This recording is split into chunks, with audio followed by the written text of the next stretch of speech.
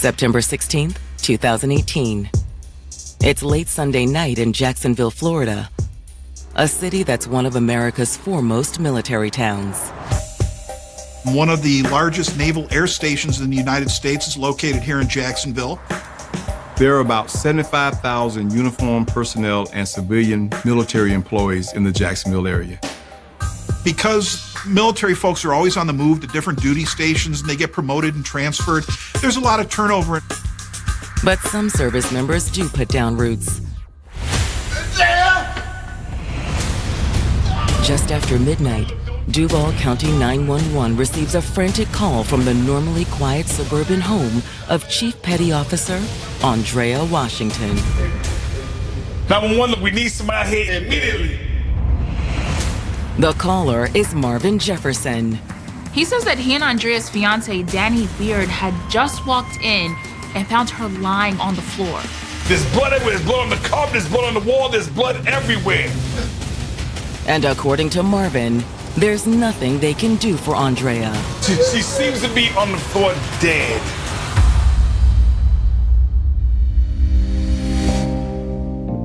A chief petty officer in the U.S. Navy, leadership came naturally to Andrea Washington. She was the mother of 3 boys. She always wanted a girl because me and my other best friend, Tamara, we both had girls. But she needed boys because she was tough. Raising her sons as a single mom meant she was driven, too. She would make sure that those boys would get the best of everything, whatever they wanted, whatever they needed. She loved her boys. And just like any parent, they want the best for their kids, and that's just who she was. Her boys was her world. It was always me and the boys, me and the boys. I gotta do this for the boys. So that was her life, her 3 boys. And the desire to give her boys the best life possible led Andrea to enlist in the Navy. I think what drew her to the Navy, we had a cousin that was in the Navy. She was an officer, and I think that inspired her to join and to change her life and to better provide for her children. Everything she did was to set herself up to where she could have a good life for her boys. But it wasn't always easy. Oftentimes, when she was out to sea, she would talk about missing the boys, and it definitely affected her not being able to be there all the time. She understood that that was something that she had to do, but still, as a mom, it tore her up on the inside to have to be absent from their lives. Everyone, they can't do what we do. And it's not even that our jobs is difficult, it's just a sacrifice that we have to make on a daily basis. We do have to miss birthdays, games, or graduations. She sacrificed so much. That included her personal life. Her focus always was the boys and her career, and then a relationship would always just kind of come after those things. So she didn't place a lot of emphasis on dating or being in a serious relationship.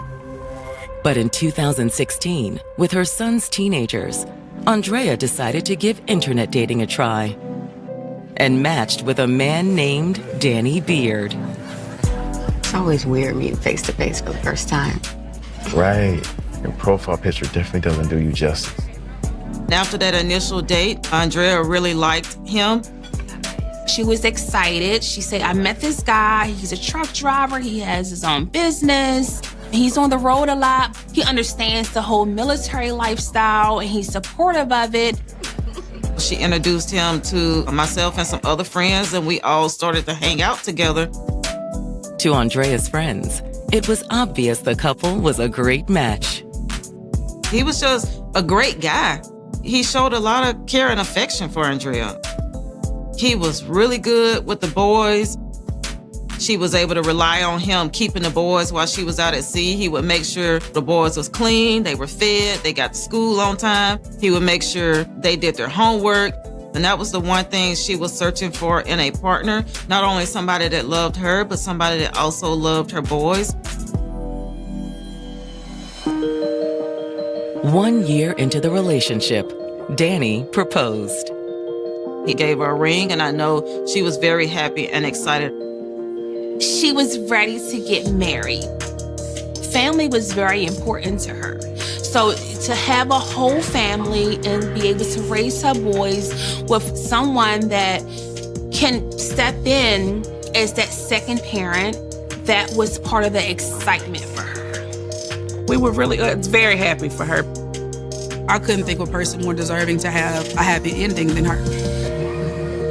And before they exchanged vows, Andrea hit another well-deserved milestone. In September of 2018, she was promoted to Chief Petty Officer. Chief Petty Officer is one of the higher enlisted ranks of the Navy, very difficult to obtain, very competitive. So it was a crowning professional achievement in her naval career. In a male-dominant profession, to rank up in that manner lets me know that she was not only passionate and ambitious, but she was respected and revered. I was able to travel down to Jacksonville and witness her get promoted. It was a great experience. I was proud of her. But now, just 48 hours after the promotion ceremony, Danny and his friend Marvin have found Andrea on the floor of her Jacksonville home. There's blood everywhere. There's blood on the carpet. There's blood on the wall. There's blood everywhere. They think she's been shot. Can we try to start CPR? No, look, she's beyond that. She's beyond that. Send someone immediately.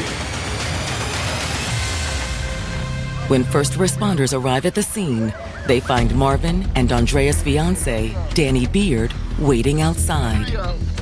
Danny appeared to be very broken up and distraught. But in his grief, he gives the police on the scene their first possible clue. I knew something was gonna happen. Someone's been stalking her.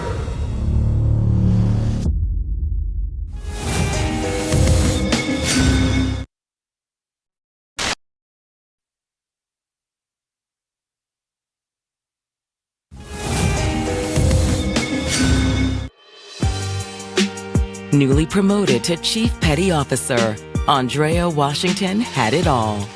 She was a wonderful mom. She's thriving in her career. She has the support of her boyfriend. She seemed really happy. She was living her best life. Until it all came to a sudden, shocking end. Andrea! Her fiance, Danny Beard, and his friend Marvin Jefferson found her dead in her home. They found her laying on the floor in a pool of blood. Send someone, please. We need help. Please. And when they get there, paramedics confirm that she is dead. When homicide detectives arrive on the scene, they speak briefly with Danny and Marvin outside the house. So you think someone was stalking her? Look, that's what she said. That afternoon, Danny Beard was texting her. And according to Danny, everything was fine. The kids were staying with family, so Andrea had been hanging out with her friends. But then, a little after 9 p.m., he'd received another text. Andrea told him that someone was following her. I tried calling her, but she wouldn't answer. That's when he became very concerned that something might have happened to her. It was also when he decided to go check on Andrea. He went to his friend Marvin's house first to see if he would come over with him. To see what happened, just in case. He felt like he couldn't go over there alone.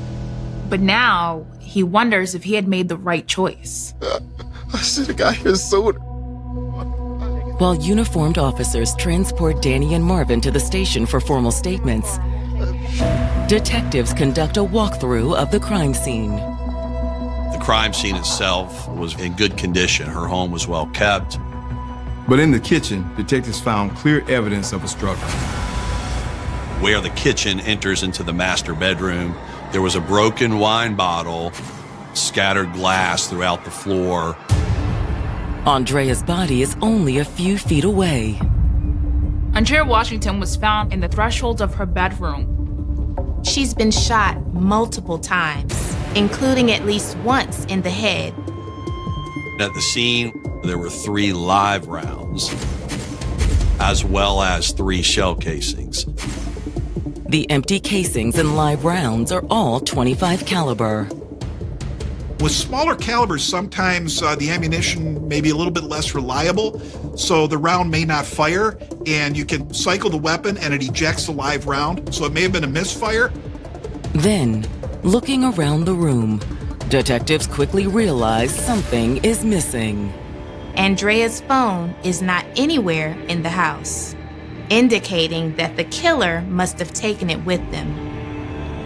One of the first things that investigators look for is a victim's cell phone, because that contains a whole lot of clues. They aren't without any clues, however. There was a ball cap sitting on the couch, and that seemed to be out of place. They thought the killer had likely left the baseball cap. Despite that, there are also signs that Andrea's killer tried to cover their tracks. She had an ADT home security system. But somebody had removed a lot of the components of that system. All of the security cameras and equipment was gone. That told investigators that it was somebody that knew about the security system. After completing their walkthrough of the crime scene, the detectives conduct a brief canvass of the surrounding homes. But none of the neighbors reported hearing or seeing anything unusual that night. We had no eyewitnesses. We had no neighbors reporting a fleeing suspect. They didn't hear any arguing that night. They didn't hear anything along those lines. So we really had a case where all we really had was what we had at that house. Hoping Danny and his friend Marvin can help fill in the blanks, the detectives head to the station to take their statements.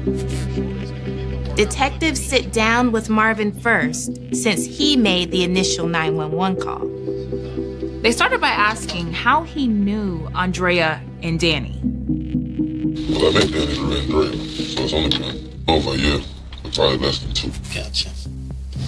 How did you know Andrea? We worked together on the ship. Like Andrea, Marvin was also in the Navy.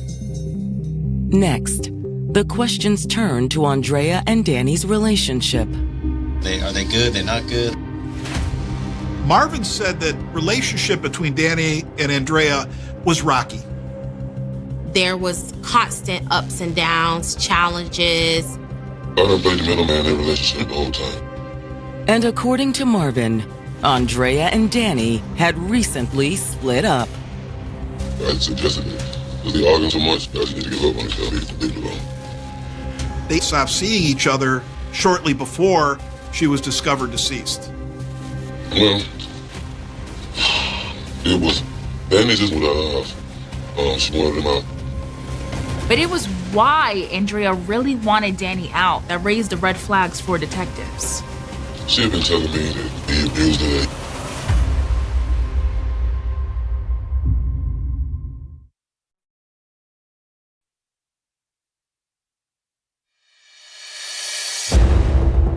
Andrea Washington's friend, Marvin Jefferson, has revealed to the detectives investigating her murder that Andrea and her fiancé, Danny Beard, had recently broken up.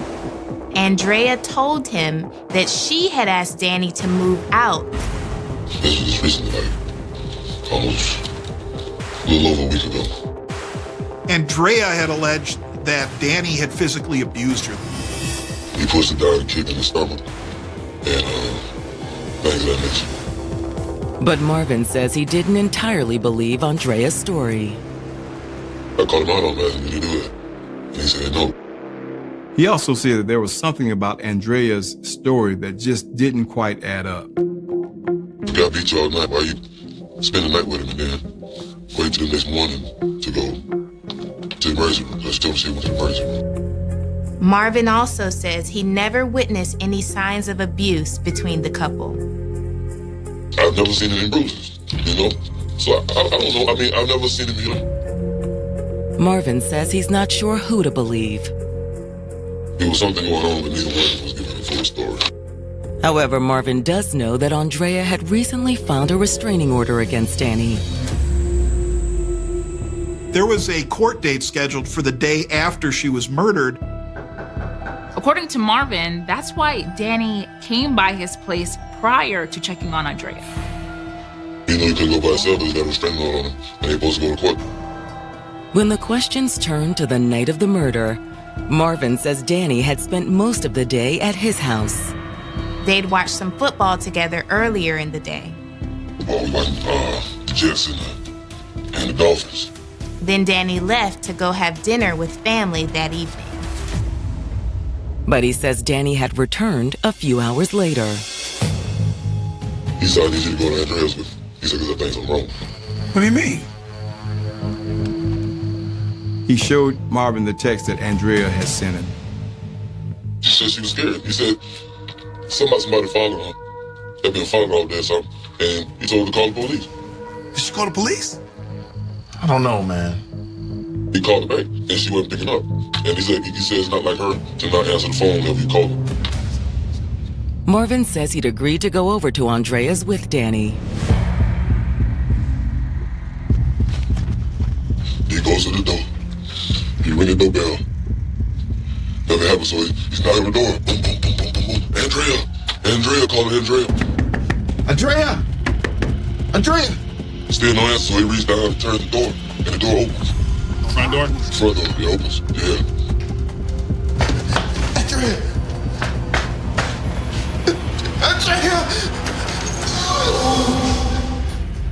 As soon as he turned on the lights, he saw her laying on the floor, covered in blood. He saw it, and the shock, he turned on me, oh, no, what failed.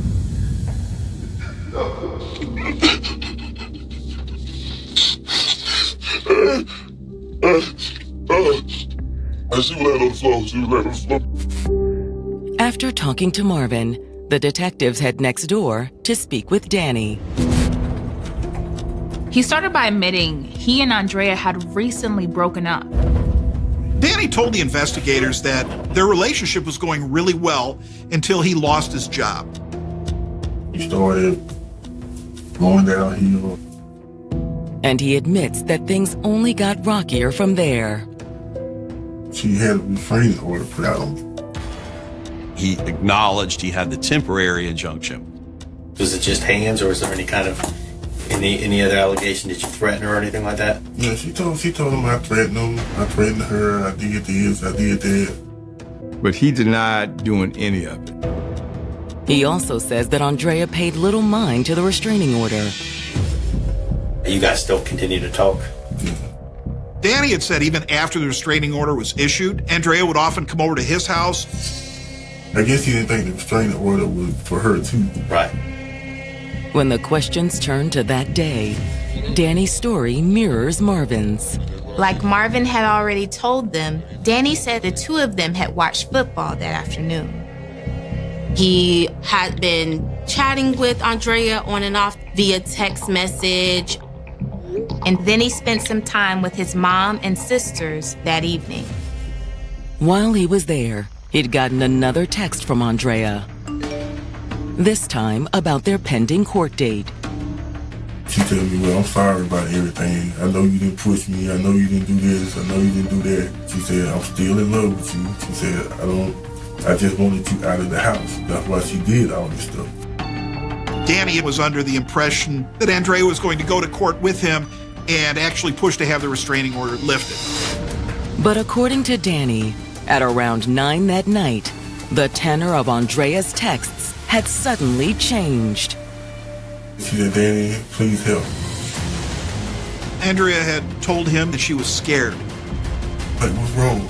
Like, somebody is like chasing, like following her. Somebody named T.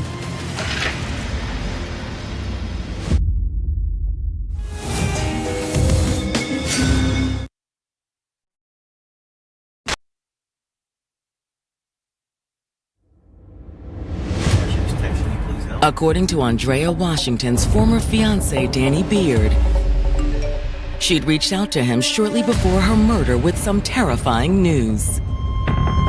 Danny said he had received a text from Andrea that there was a guy named T who was following her. Do you know who T is? I don't know who he is. So she texted me, she's like, I need your help. I'm telling her I cannot come over there. With the restraining order in place, he couldn't go to Andrea's house alone. I can come to her house if someone is with me. Which is why he had gone to Marvin's first before heading to Andrea's. I showed him this. I said, I need to go to Andrea to see what's wrong. From Marvin's, they'd rushed over to Andrea's. When you got there, did you go right in, or what was your... The door was open. Okay. Which wasn't quite what Marvin told the detectives. You say it's open, was it unlocked or was it ajar? Oh, it's unlocked. Andrea don't never leave the door unlocked. Andrea! But by the time they got there, it was too late. I don't know what happened to her. I don't know if I don't know if I could or what. Don't touch him, man. Don't touch him. Marvin was cautioned, hey, be careful, don't move anything. Before he told me not to touch that, I already got over her. Hold her. Danny said when he saw her, he immediately went over and wrapped her up in his arms. At the end of the interview, Danny lets the detectives look over his phone. I appreciate that because that helps us. Sure enough, there's a message where Andrea says she is scared that someone is following her. I just want to know who did this. Danny also suggests that the detectives talk to Andrea's friend, Delana Rhodes. According to Danny, Andrea had spent the afternoon before the murder with Delana. They said they went to Boston's restaurant. He thought that Lena might know a little bit more about this guy named T, who supposedly was following Andrea. After talking to Danny, the detectives contact Andrea's friend, Delana, who is also a veteran of the armed forces. I was a cop in the Air Force, and I didn't know a lot of Navy military members until Andrea came into my life. When Delana comes in for an interview, she confirms that she'd been hanging out with Andrea on the afternoon of the murder. She and I had talked the day before about hanging out that day, and I kept my word. I had a very busy job at that time, and sometimes I wouldn't be able to follow through and come when I said I was. But that particular day, something just told me, D, make sure you go and spend the time with Andrea. The women ran a couple of errands, did some shopping. They had dinner, they had a beer or two. We went to a restaurant, and she was a Texas Houston's fan, so we went to watch the football game. And while we were watching the football game, she and I shared girl talk, about different things. What kind of things? Well, mostly Danny. She had court the next day. We kind of talked about that. Then, at around 7 o'clock, she'd driven Andrea home. Walked her up to the door, and we kind of hugged each other, saying, hey, I love you. Good luck at court tomorrow. That was the last time I heard from Andrea. She didn't say anything about someone following her? No, why would she? Danny had said that she had texted him about it. He's lying. Delana said there was definitely no indication that anybody was following her. If someone had been following Andrea, Delana says she wouldn't call Danny for help. Andrea knew I was law enforcement my whole military career. She was scared. I was 10 minutes away from her. I literally lived 10 minutes away. She would have called me. But she would have called Danny? No way. Whatever had happened, he was connected to it. I didn't know at that time if he had did it or if he had had someone else to do it, but I knew he was connected. No.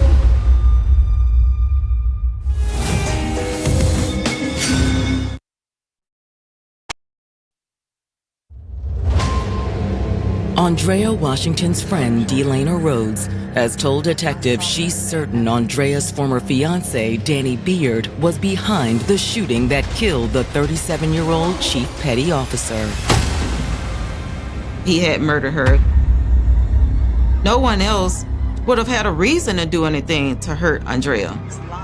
She also says that the only person harassing Andrea that day was Danny. The friend told us when we were at the bar, Danny Beard was texting her, asking to get back with her. Asking, where she at, what she doing, those type of things. Despite her stance that she wanted to be left alone, he wouldn't take no for an answer. But did he threaten her at all? Not that she said. She was just annoyed more than anything else. And by the time she dropped Andrea off, she was over it. Delana goes on to explain how Andrea and Danny's relationship had come unraveled.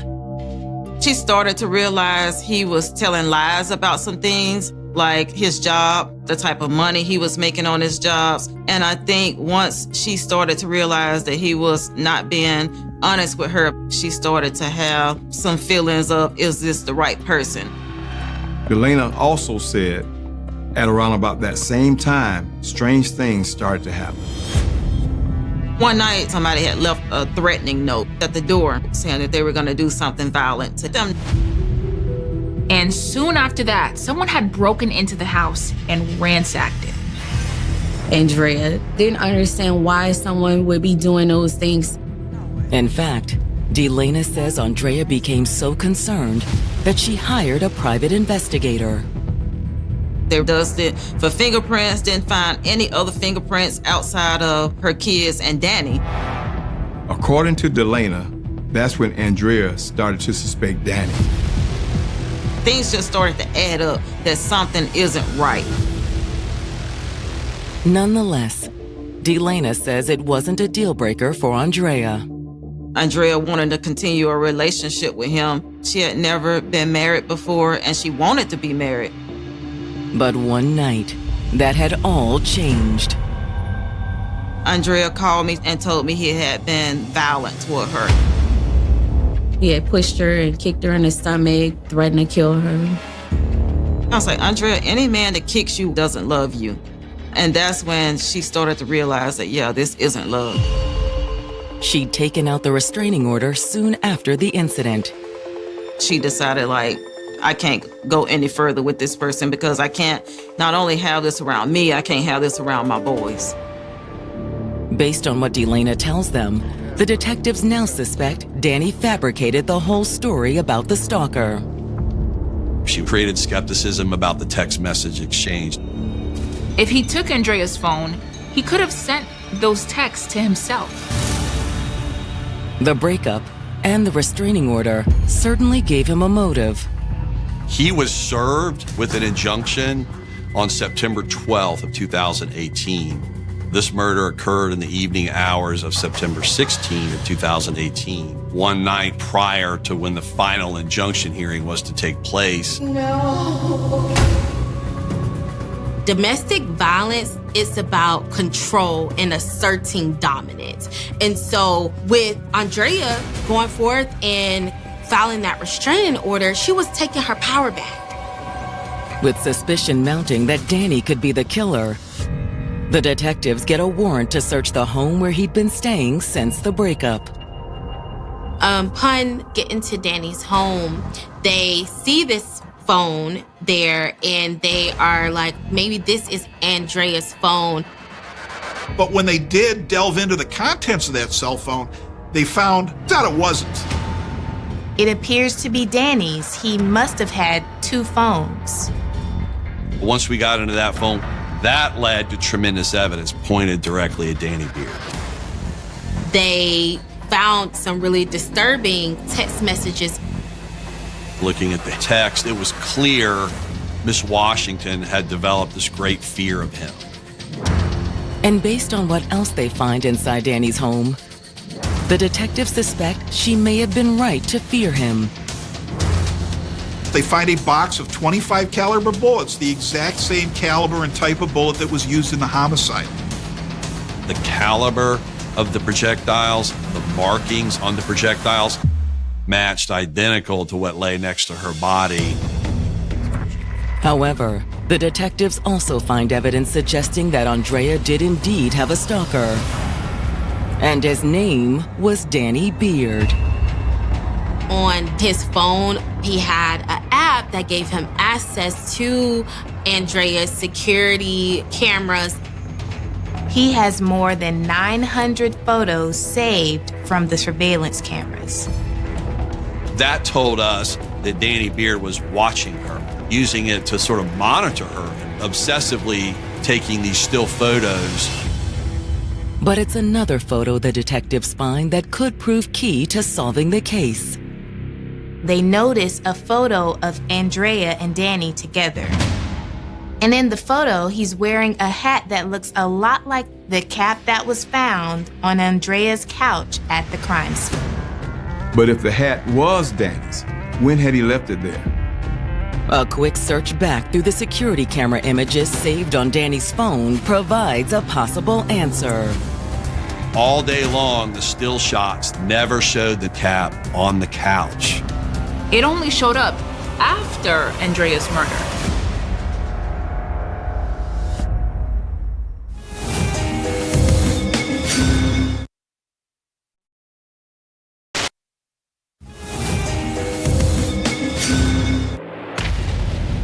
Detectives investigating the murder of Andrea Washington now have reason to believe her former fiancé, Danny Beard, shot the 37-year-old mother of three inside her Jacksonville, Florida home. We found in a search of his residence a box of ammo, identical to what lay next to her body. Additionally, they found a second cell phone at Danny's house. On the phone, they find evidence to suggest that Danny had left his hat at the crime scene on the night of the murder. But Danny could have dropped it when he came in with Marvin when he found the body. Or was it earlier, when he came in and shot Andrea several times? Detectives don't know, but they suspect Andrea and Danny's friend, Marvin, might. When detectives bring Marvin in for a second round of questioning, he confirms that Danny had been wearing the hat that day. During the day we was watching football, I want to say that he did. You think that during the day around 2 o'clock he was wearing a black hat? If memory serves me correctly. But Marvin further said when he came back later that night to ask for my help, he wasn't wearing the cap. He definitely did not have a black hat. No. That told us it had just fallen off during the murder of Andrea Washington. However, before they make an arrest, the detectives want to be absolutely sure. We wanted one more final nail in the coffin, and we did what we call geofence location data. A geofence warrant allows law enforcement to access information about how various electronic devices connect with the internet within a specifically defined place and time. Your phone, when you receive a message, sometimes it'll reach out and it'll say, do you want to connect to Wi-Fi in this area? And so we wanted to know, was his phone reaching out and grabbing Miss Washington's Wi-Fi in her home during this text exchange? When the detectives get the results of the warrant, it leaves little doubt who killed Andrea. Danny Beard's phone was inside her home between the hours of 8:55 p.m. and the last time it reached out to touch her Wi-Fi was around the 10:40 p.m. hour.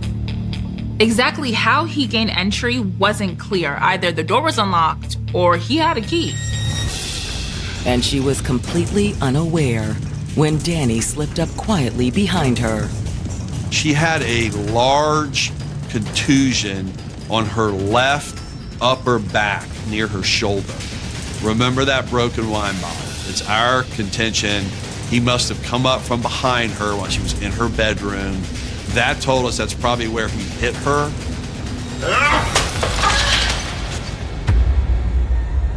She started to flee out of the bedroom, and he shot her. She dropped after the first gunshot. Then, Danny crossed to where she lay bleeding in the doorway. Daddy, no. The gun probably jammed at some point while he was doing this, which would explain the unfired round recovered at the crime scene. He shot her twice more in the head. Once Andrea was dead, Danny had carried out the rest of his plan. He must have killed her and stood there right next to her, using his phone and her phone to text back and forth to make it look like she was summoning him over. He also concocted this whole story about how there was someone supposedly following her. It was a very blatant and obvious attempt to cover his tracks. Before fleeing the scene, Danny also removed Andrea's security cameras. Then he disposed of the phone before going over to Marvin's house for help. It was all about establishing an alibi. The suspect in this case really went to extreme lengths to cover his tracks. But it was all for nothing. On December 7th, the detectives placed Danny Beard under arrest for murder. I feel a sense of relief because the truth is finally gonna come out. That's one of the things that I struggle with. Like, why didn't she tell me? I think maybe there was a part of her that didn't want to burden anyone with this information. Anything that's going on in her life, she's not the one to be like, hey, this is what's happening. She like to keep everything internal. The question is, will Danny talk when the detectives sit down with him after his arrest? I didn't do this. You did do this, Danny. No, I didn't. He was bent on denial and denying that he had involvement in the homicide of Andrea. But as his trial date approaches, it becomes clear that Danny and his attorneys can see that the odds are stacked against them. They came to us and said, would the family be interested in a disposition in this case? He'll admit guilt, he'll plead guilty. The prosecutor saw the advantages in making a deal. Andrea's family also consents. They simply wanted the defendant to be held accountable. In June of 2023, almost 5 years after he killed Andrea, Danny pleads guilty to murder. He apologized, but it didn't seem genuine. That was something that he clearly just read and felt obligated to do because he took that plea deal. He never showed remorse. He had a smirk on his face. The judge sentences Danny to 30 years in prison. He was in his early 40s, so after he serves his prison term, if he makes it out of prison, he's going to be an elderly man. And we felt that plea accomplished a lot of goals. But no punishment can take away the pain of Andrea's loved ones, especially her children's. It's been tough. They lost their mother at a young age. So I think it was a challenge for them and probably continue to be a challenge as they navigate through life. I pray that the boys know that their mom loved them more than anything. In the interim, Andrea's friends and family have done everything they can to preserve her memory, not just for her sons, but for others as well. It's extremely important to continue to keep her name alive so that this don't happen to somebody else. I think it's important that her story is shared, primarily because when it comes to domestic violence, I believe a lot of people think it's just about being mentally weak or physically weak. And sometimes the strongest person, they may know that, hey, I have to get out of this situation, but they may not know how. Even after an injunction is served, if there's repeated contact, let law enforcement know, because those are very dangerous situations. And don't feel ashamed because it isn't your fault that this is happening. On a warm afternoon in New York City, inside a quiet storage building in Manhattan, a man was doing something ordinary. He was working. There was no weapon in his hands. No criminal plan. No secret operation. No reason for anyone to fear him. Ousmane Zongo was surrounded by the things he loved, pieces of African art, traditional instruments waiting to be repaired, objects that carried stories from a continent thousands of miles away. To him, these were not just materials. They were memories. They were pieces of home. For years, Usman had built his life around patience and craftsmanship. He was the kind of person who could take something broken and give it another chance. A damaged instrument, a forgotten piece of art, an object that others might throw away, he knew how to restore it. But on May 22, 2003, inside a building where he was trying to create a better future, Usman Zongo himself would become something that could never be repaired. His death would happen in only a few minutes. A few moments of confusion. A few seconds of fear. A few decisions made inside a narrow hallway. And when those seconds were over, a husband, a father, and an innocent man would be gone. The story of Usman Zongo is not only about a police shooting. It is about a collision between two completely different realities. One reality was the world Usman knew, a world of family, hard work, art, and dreams. The other was the world of a police operation, a world of suspicion, weapons, and split-second judgments. On that day, those two worlds met inside Chelsea Mini Storage in Manhattan. And the result was irreversible. Before the gunshots echoed through the building, Usman Zongo was not a name connected to controversy. He was not a headline. He was not a symbol. He was simply a man trying to survive in a city that promised opportunity to those willing to work for it.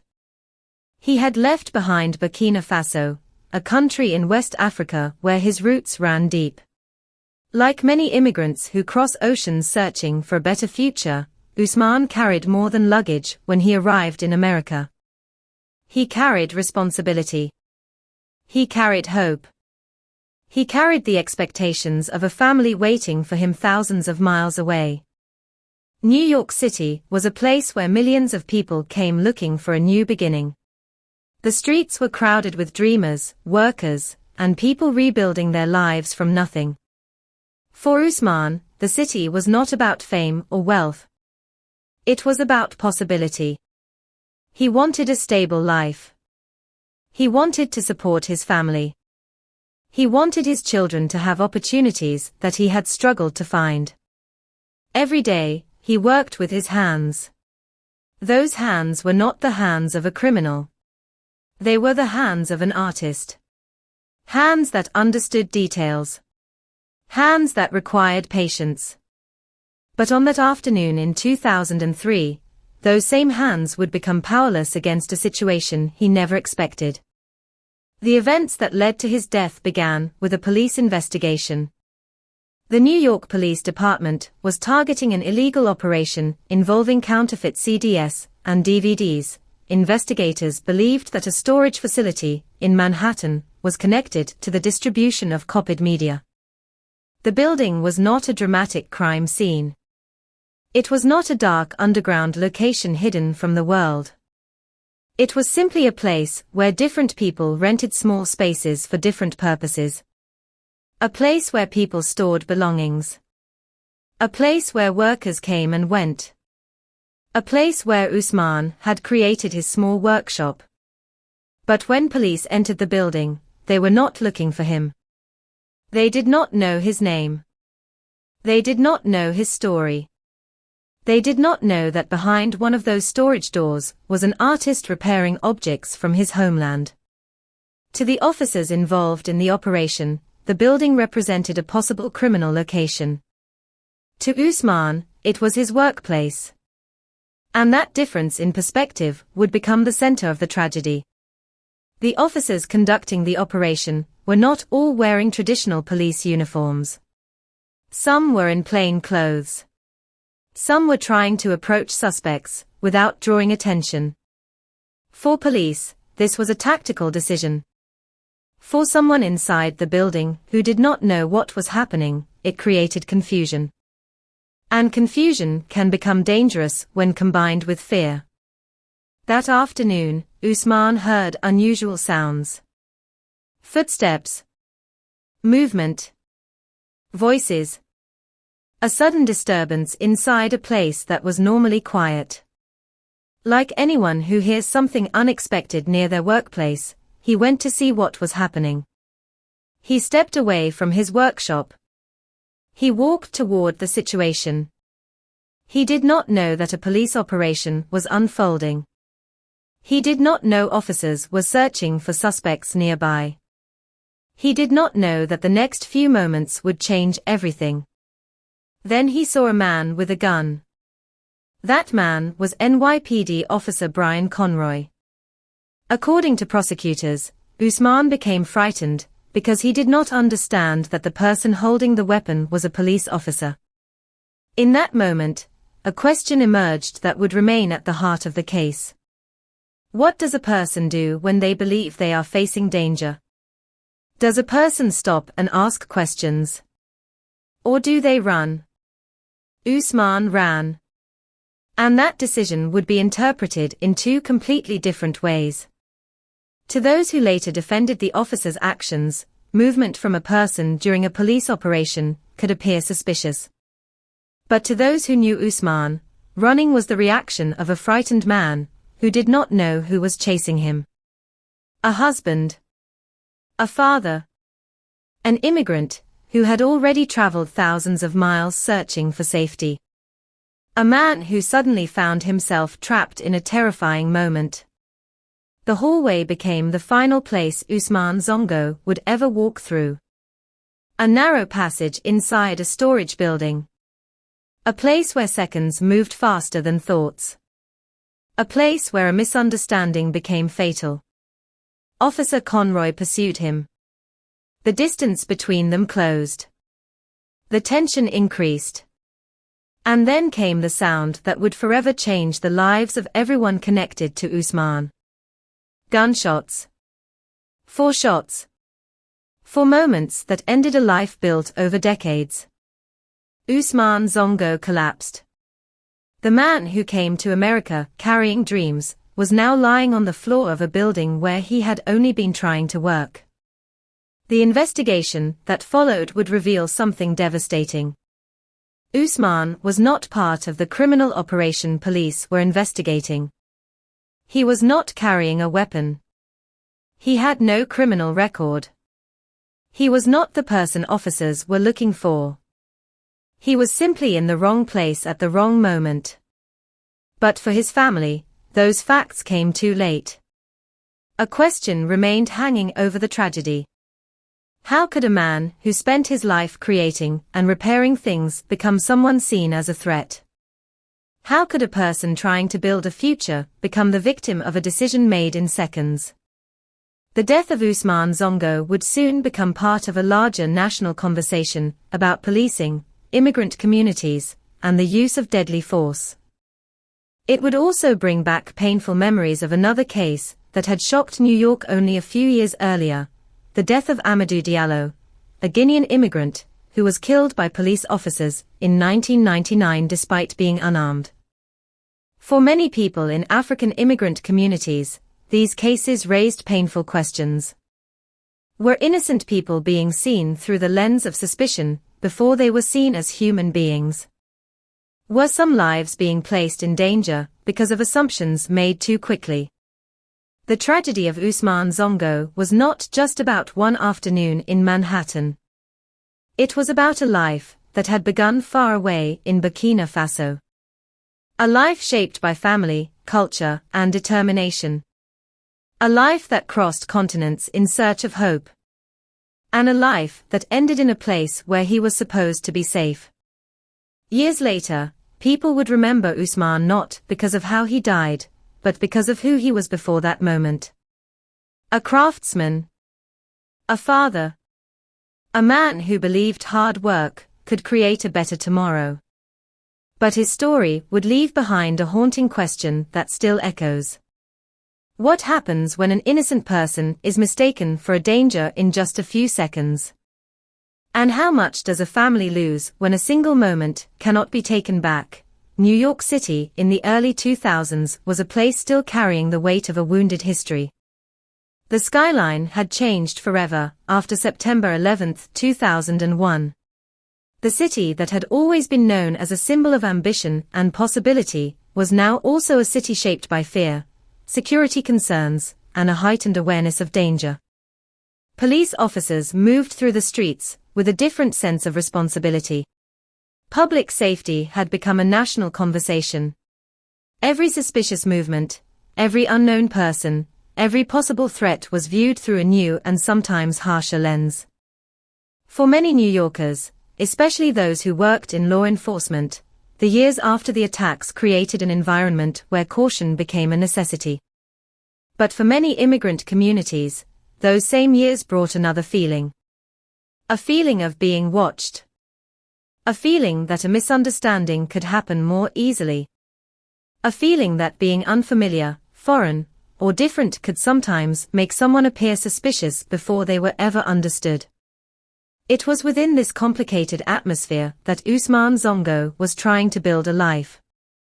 He was one of thousands of immigrants who arrived in New York every year carrying dreams that were both simple and powerful. A chance to work. A chance to support family. A chance to create something meaningful. New York had always been a city built by immigrants. The languages spoken on its streets reflected the entire world. In neighborhoods across Manhattan, Queens, Brooklyn, and the Bronx, people from different continents built communities while trying to adapt to a city that moved faster than almost anywhere else on Earth. For someone arriving from Burkina Faso, New York was overwhelming. The buildings seemed endless.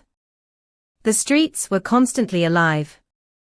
The rhythm of the city was completely different from the quiet landscapes and familiar communities he had known. But Ousmane was not searching for comfort. He was searching for opportunity. He understood that a new life required sacrifice. He understood that success would not come quickly. And like many immigrants before him, he accepted the challenges because he believed the future could be better than the past. Burkina Faso was thousands of miles away, but Ousmane carried his homeland with him. He carried his culture. He carried his artistic traditions. He carried the memories of a place where craftsmanship was not just a profession, but a connection between generations. In West African culture, traditional objects often hold deep meaning. Instruments, sculptures, and handmade creations are not simply things to be displayed. They represent history, identity, and stories passed from one generation to another. Ousmane understood that. His work was about preserving something that could easily disappear. When he repaired an instrument, he was not only fixing wooden strings. He was restoring a piece of someone's heritage. When he worked on African artwork, he was protecting memories. That was the kind of work that defined him. Quiet. Patient. Careful. Far away from the image of crime that would later surround the location where he died. The place where Ousmane worked was Chelsea Mini Storage, located in Manhattan. At first glance, it was not a place most people would remember. It was not a famous landmark. It was not a place tourists visited. It was simply a storage facility. A building divided into countless small spaces, each one holding a different story. Behind one door might be personal belongings from someone moving apartments. Behind another might be business equipment. Behind another might be boxes filled with memories from another country. Every storage unit represented a hidden part of someone's life. And inside one of those spaces, Ousmane had created his workshop. A small area where he could practice his craft and earn money. To outsiders, it might have looked ordinary. But to Ousmane, it represented independence.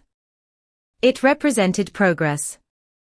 It represented the possibility that his decision to leave Burkina Faso had been worthwhile. Every day he entered that building, he was not thinking about police investigations or criminal activity. He was thinking about work.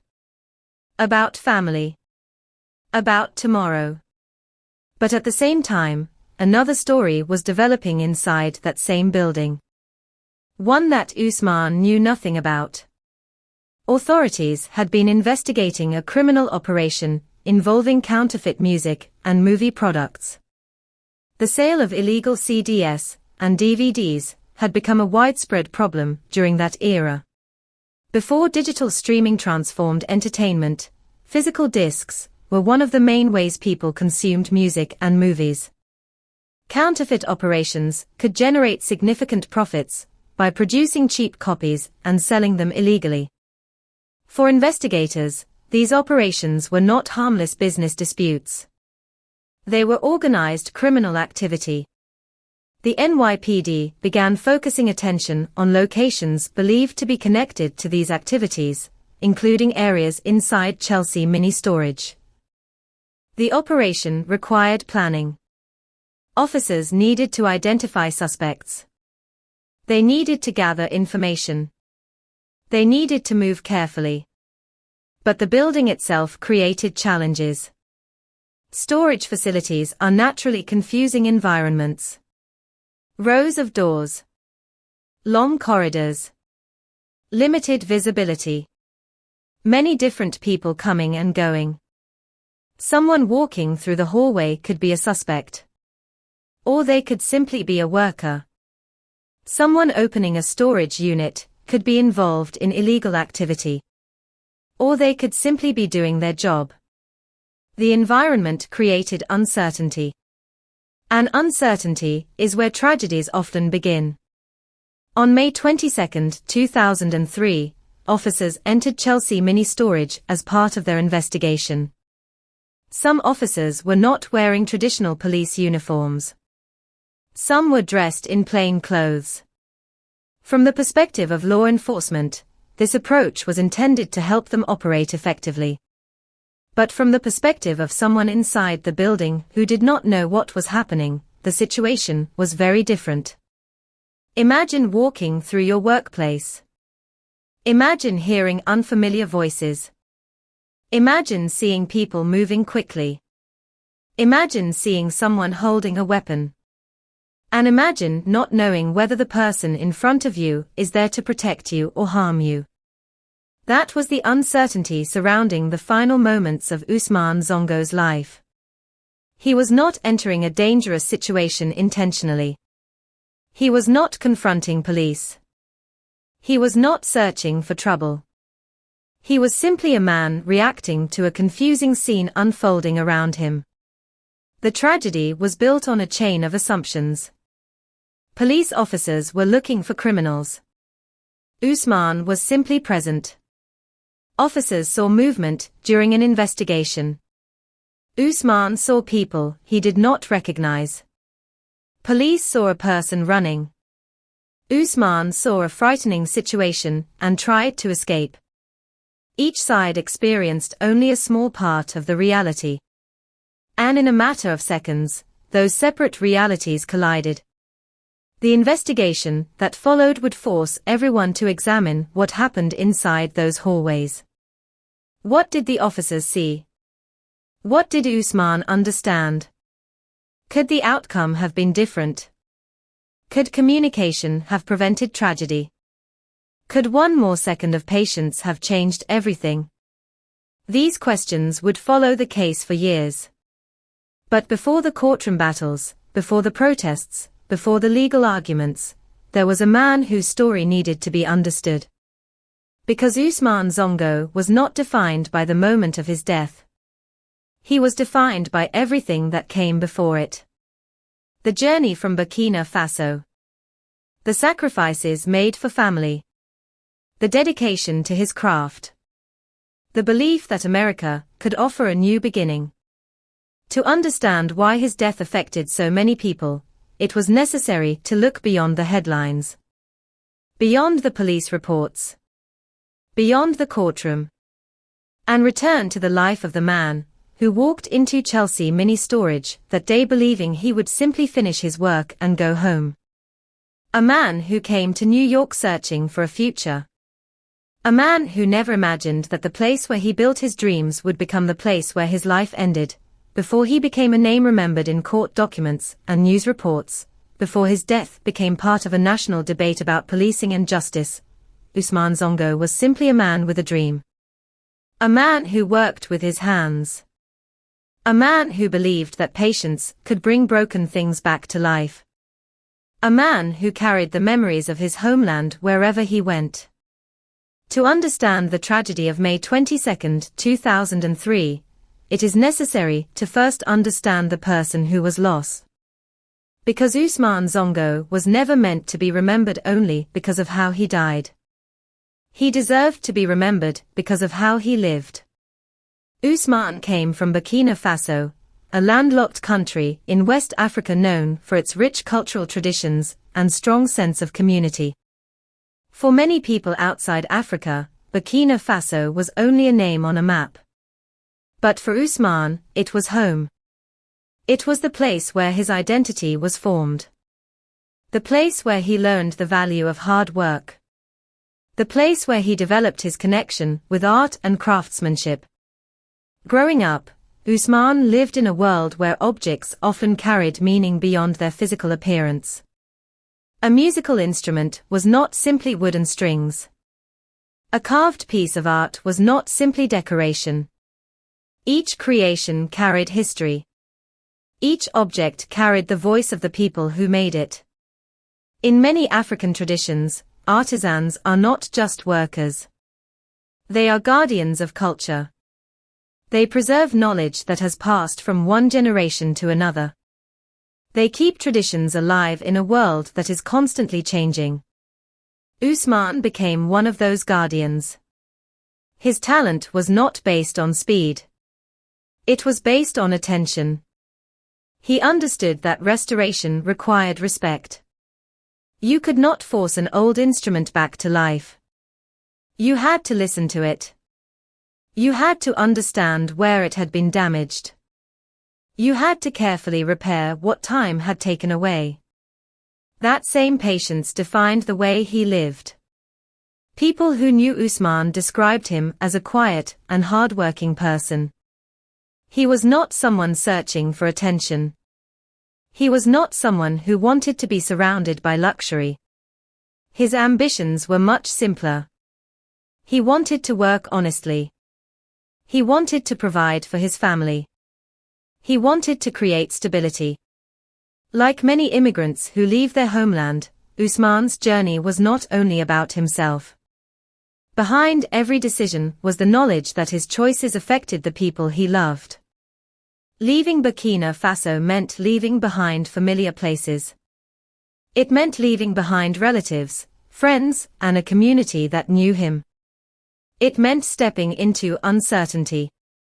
Immigration is often described as a journey toward opportunity, but people rarely talk about the emotional cost. A person who leaves home carries invisible weight. They carry memories of conversations they can no longer have every day. They carry the faces of family members they cannot see whenever they want. They carry the pressure to succeed, because failure does not only affect them. It affects everyone waiting for them. Ousmane carried that responsibility. When he arrived in New York, he entered one of the most competitive cities in the world. A city where millions of people were also trying to survive. A city where success required determination. But he did not come looking for shortcuts. He built his life slowly. Step by step. Work by work.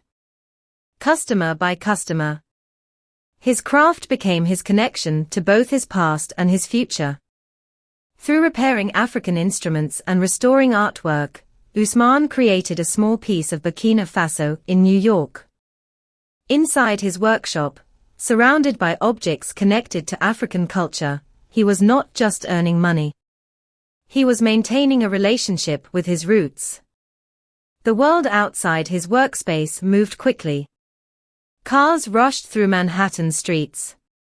People hurried from one destination to another.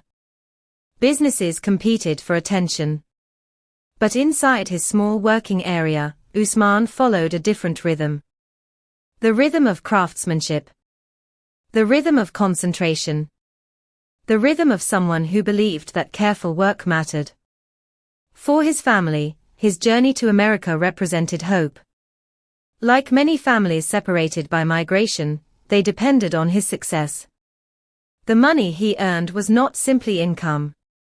It represented food, education, security, and possibility. Every day he worked was connected to the people he loved. Every repaired instrument was part of a larger purpose. He was building something. Not just a business. A future. But that future was fragile. Because immigrant lives often exist between two worlds. Ousmane was building a new life in America, while remaining emotionally connected to Burkina Faso. He was physically far away from home, but his responsibilities and relationships remained there. That connection made his life meaningful. It also made his loss even more painful. When news of his death reached his family, they were not hearing about a stranger. They were hearing about a husband. A father. A person whose absence would change their lives forever. The details of what happened inside Chelsea Mini Storage were difficult enough for anyone to understand. But for those who knew Ousmane, one fact was impossible to accept. The man they knew did not match the image of a dangerous person. He was not aggressive. He was not violent. He was not someone searching for conflict. He was a craftsman. A person whose daily work involved repairing delicate objects, not destroying them. The contrast was devastating. The same hands that carefully restored traditional instruments could no longer hold them. The same person who traveled across the world searching for opportunity became the center of a tragedy he never chose. In the days following his death, people who knew him struggled with the same painful question. How could this happen to Ousmane? How could someone so focused on building a better life become caught in such a devastating misunderstanding? For many members of the African immigrant community in New York, Ousmane's story felt deeply personal. They saw themselves in him. They saw the immigrant experience. The sacrifices. The hopes. The vulnerability. Many immigrants arrive in America believing that hard work and honesty can protect them. They believe that if they follow the rules, contribute to society, and avoid trouble, they will be safe. Ousmane believed that too. He came to America not as someone looking for conflict. He came as someone looking for a chance. And that is what made his death so difficult for many people to understand. The tragedy was not only that a man died. The tragedy was that a man who represented hope became a symbol of uncertainty. A symbol of the fear that an ordinary person can suddenly become involved in a life-changing event without warning. Years later, when people spoke about Ousmane Zongo, they did not speak only about the police officer involved. They spoke about the man who was lost. They spoke about his artistic talent. They spoke about his dedication. They spoke about his family. They spoke about the life he should have continued living. Because behind every case file is a human being.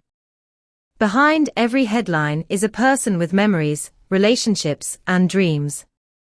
And before Ousmane Zongo became part of a national conversation about justice and accountability, he was something much more important. He was a father who wanted to provide for his children. He was an immigrant who believed in a better future. He was an artist who preserved the stories of his culture. He was a man who spent his life repairing broken things. But on a day that should have been ordinary, inside a building in Manhattan, his own story was suddenly and violently interrupted. And the world would soon begin asking why. On the afternoon of May 22, 2003, Ousmane Zongo entered the place where he had spent countless hours working, believing it would be another ordinary day. There was no reason for him to think differently. There was no warning that his life was about to change forever. For Ousmane, the day began like many others in New York. A day of work. A day of responsibility. A day focused on the simple goal of earning a living and continuing the life he had worked so hard to build. Inside his small workspace at Chelsea Mini Storage, he was surrounded by the objects that represented both his profession and his identity. Traditional African instruments, cultural artwork, items waiting for repair, pieces of history that needed careful attention. The environment was familiar. The sounds were familiar. The routine was familiar. But outside his workspace, another situation was unfolding. A police operation was already in motion. And Usman had no idea that the building he considered his workplace had become the center of an investigation. The New York Police Department had been tracking an alleged counterfeit media operation. Investigators believed that illegal copies of CDs and DVDs were being stored and distributed from locations inside Chelsea Mini Storage. To the officers involved, this was a criminal investigation. They were looking for suspects. They were trying to gather evidence. They were entering the building with a specific purpose. But for the people who worked inside the facility, there was no obvious sign that anything unusual was happening. The storage building contained many different individuals with many different reasons for being there. Some people stored personal belongings. Some used their units for small businesses. Some worked quietly behind closed doors. Usman was one of those people. He was not connected to the investigation. He was not aware that police were searching for anyone. He was simply working. The operation became complicated because the officers were not easily recognizable as police. Some were dressed in plain clothes rather than standard uniforms. From a tactical perspective, this allowed officers to approach their targets without immediately revealing their presence. But from another perspective, it created a dangerous uncertainty. A person inside the building might not see a police officer. They might only see an armed stranger. And that difference would become one of the most important elements of the entire case. At some point during the operation, sounds inside the building began to change. The quiet atmosphere of a storage facility was interrupted. There was movement. There was urgency. There were unfamiliar voices. For someone who had no knowledge of the police investigation, the situation must have been confusing. Usman heard the activity around him. Like many people would do in the same situation, he wanted to understand what was happening. He stepped out from his workspace. He moved toward the disturbance. That simple decision would place him directly into the path of an unfolding confrontation. At that moment, Usman did not know what police officers knew. He did not know there was an investigation. He did not know officers were searching for suspects. He did not know that the people moving through the building were law enforcement. All he knew was that something unusual was happening. Then he encountered Officer Brian Conroy. Conroy was part of the NYPD operation. He was carrying a firearm. And according to prosecutors, when Usman saw him, he did not recognize him as a police officer. Instead, he saw a person holding a weapon. For Usman, this was not a courtroom argument. It was not a legal debate. It was a moment of instinct. A moment where the human brain reacts before it has time to process information. Fear can make people run. Confusion can make people panic. And in a matter of seconds, a person can make a decision that changes everything. Usman turned and ran. That moment would later become one of the central questions in the investigation.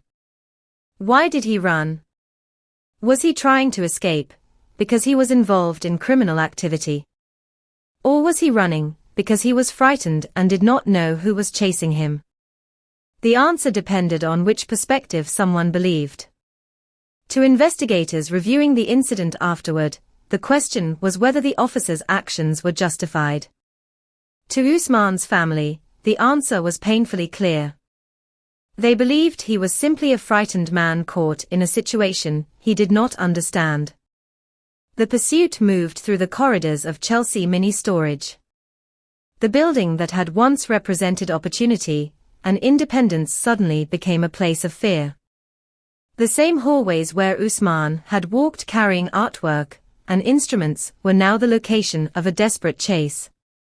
The distance between the two men became smaller. The tension increased. Every second mattered. For Officer Conroy, this was a rapidly developing police encounter. For Usman, it was a terrifying situation involving an armed person following him. Two people. Two interpretations. One hallway. One irreversible outcome. Eventually, Usman reached an area where his movement became limited. He could not continue running. The space around him narrowed. The possibilities disappeared. And within moments, gunfire erupted. Officer Conroy fired 4 shots. The sound of the gunshots ended the chase. But it also ended Usman Zongo's life. The man who had traveled from Burkina Faso searching for a better future was suddenly lying on the floor of a Manhattan storage building. The man who spent his life preserving cultural treasures became the center of a tragedy. The building became silent again. But this silence was different. It was the silence that follows something impossible to undo. Emergency responders arrived. An investigation began. Questions immediately surrounded the shooting. Who was Usman Zongo? Why was he there? What exactly happened in those final seconds? As investigators examined the scene, one fact quickly became clear. Usman was not the person police had been looking for. He was not connected to the counterfeit operation. He had no weapon. He had no criminal history. He was simply a worker inside the same building where police were conducting their operation. The discovery changed the entire meaning of what had happened. This was no longer simply an encounter between police and a suspect. It was the death of an innocent man. And that realization would transform the case. For Usman's family, the news was devastating. The person they expected to continue building a future had suddenly disappeared. The phone call they received was not about a new opportunity or a successful step forward. It was about a tragedy. A life taken far away from home. A husband and father who would never return.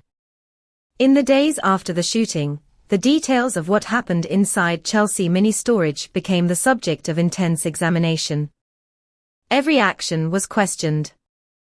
Every decision was analyzed. Every second before the gunshots became important. The case raised painful questions that extended far beyond one building in Manhattan. What happens when police officers and civilians understand the same moment in completely different ways? How should officers respond when a person runs during an operation? How should innocent people protect themselves when they do not know who is holding a weapon? And perhaps the most haunting question: could the tragedy have been prevented? The answers would be debated for years. But one fact could not be disputed. On May 22, 2003, Usman Zongo walked into Chelsea Mini Storage as a craftsman. He never walked out. His death would become another chapter in a larger national discussion about police use of force, immigrant communities, and the consequences of decisions made in seconds. But before the arguments, before the courtroom, before the verdicts, there was only one undeniable reality. A family lost someone they loved. A community lost one of its members. And a man who came to America searching for a future became the victim of a moment that nobody could reverse. The moments after the gunshots inside Chelsea Mini Storage were filled with confusion. A place that had been created for storage, work, and quiet routines suddenly became the center of a life-changing investigation. The hallway where Usman Zongo fell was no longer just a passage between storage units. It became a crime scene. A place where every detail mattered. Every movement. Every decision. Every second before the shooting. Investigators would later return to those final moments again and again, trying to understand what happened between the first encounter and the final gunshot. But before the legal arguments and courtroom battles began, there was a more immediate question. Who was the man who had been killed?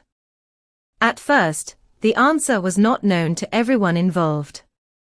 The officers had entered the building focused on a specific investigation. They were searching for people connected to counterfeit media operations. They were not looking for Usman Zongo. They did not know his background. They did not know that he was an immigrant from Burkina Faso. They did not know that he was an artist. They did not know that behind the storage door near the scene was a man who had spent years building an honest life. As investigators began piecing together the events, the identity of the victim became clearer. His name was Usman Zongo. He was 43 years old. He was not a suspect. He was a worker. He was a father. He was a husband. He was someone whose life had nothing to do with the criminal investigation taking place around him. That discovery changed the atmosphere surrounding the case. A police operation that had begun with the goal of stopping illegal activity had ended with the death of a person who was not involved. And now investigators had to examine a difficult question. How did a man, who was not part of the investigation, become the person who died? The first stage of any shooting investigation is understanding the physical evidence. The scene itself becomes a silent witness. The position of the people involved. The location of shell casings. The direction of movement. The distance between individuals. Every piece of information can help create a timeline. Inside Chelsea Mini Storage, investigators examined the area where the confrontation occurred. They looked at the path taken through the building. They studied the location where Usman was shot. They reviewed statements from officers and witnesses. The goal was to reconstruct the final moments of a man whose voice could no longer be heard. But physical evidence could only answer part of the story. The investigation also had to examine the human element. What did Officer Brian Conroy believe was happening? What did Usman believe was happening? Because in cases involving police shootings, the most important moments often occur inside the minds of the people involved. Two people can experience the same event and understand it completely differently. For officers, a person running during a police operation can create concern. Police training often teaches officers to pay attention to movement, behavior, and possible threats. A person fleeing can be interpreted as a sign of danger. But for civilians, especially those who do not know an operation is taking place, running can mean something very different. It can mean fear. It can mean confusion. It can mean trying to escape what appears to be a dangerous situation. This difference in interpretation became central to the investigation into Usman's death. The authorities needed to determine whether the shooting was a tragic mistake made during a dangerous encounter, or whether the officer's actions crossed the line into criminal conduct. Meanwhile, outside the investigation room, another story was unfolding. The story of Usman's family. For them, the investigation was not simply about evidence. It was about trying to understand how someone they loved was suddenly gone. The questions they asked were deeply personal. Why was Usman killed? Why did he have to die? Why was he treated as a threat when he was simply working? His family knew the person behind the name. They knew the man who left Burkina Faso with hopes for a better future. They knew the person who worked hard and sent support home. They knew the father who wanted his children to have more opportunities. To them, the idea that Ousmane could somehow be mistaken for a dangerous criminal was almost impossible to accept. The investigation also attracted attention from members of the African immigrant community in New York. For many, the case felt familiar. They remembered other incidents where immigrants and people of color had died during encounters with police.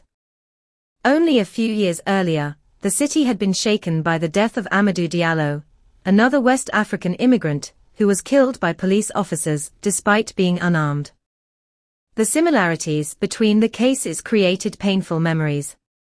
Again, people were asking questions about perception, about fear, about how quickly assumptions could turn deadly. But before anyone could reach conclusions, investigators had to carefully examine what happened. The case could not be decided by emotion alone. It required evidence. It required testimony.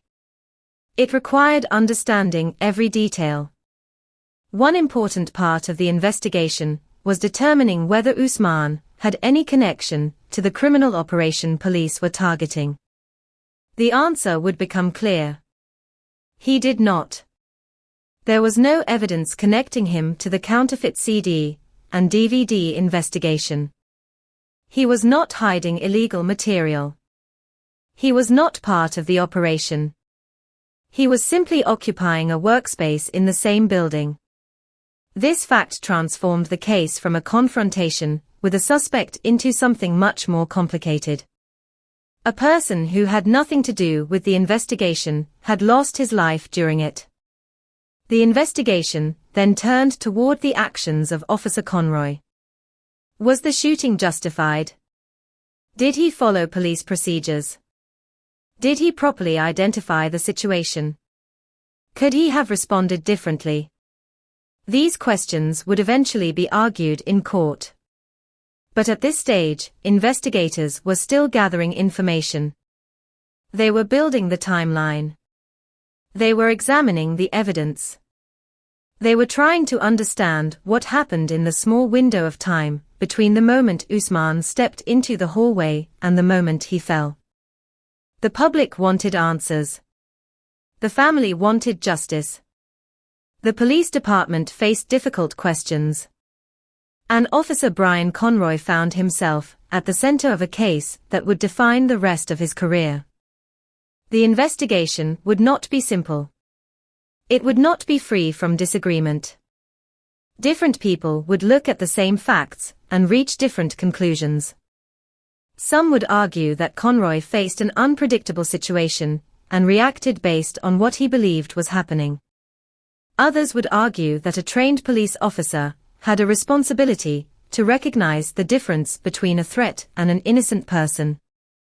Between those two positions was the life of Ousmane Zongo. A man who never intended to become part of a national debate. A man who simply wanted to work. As investigators continued examining the case, one thing became increasingly clear. The most important evidence would not only be found in the hallway of Chelsea Mini Storage. It would be found in the stories of the people who were there.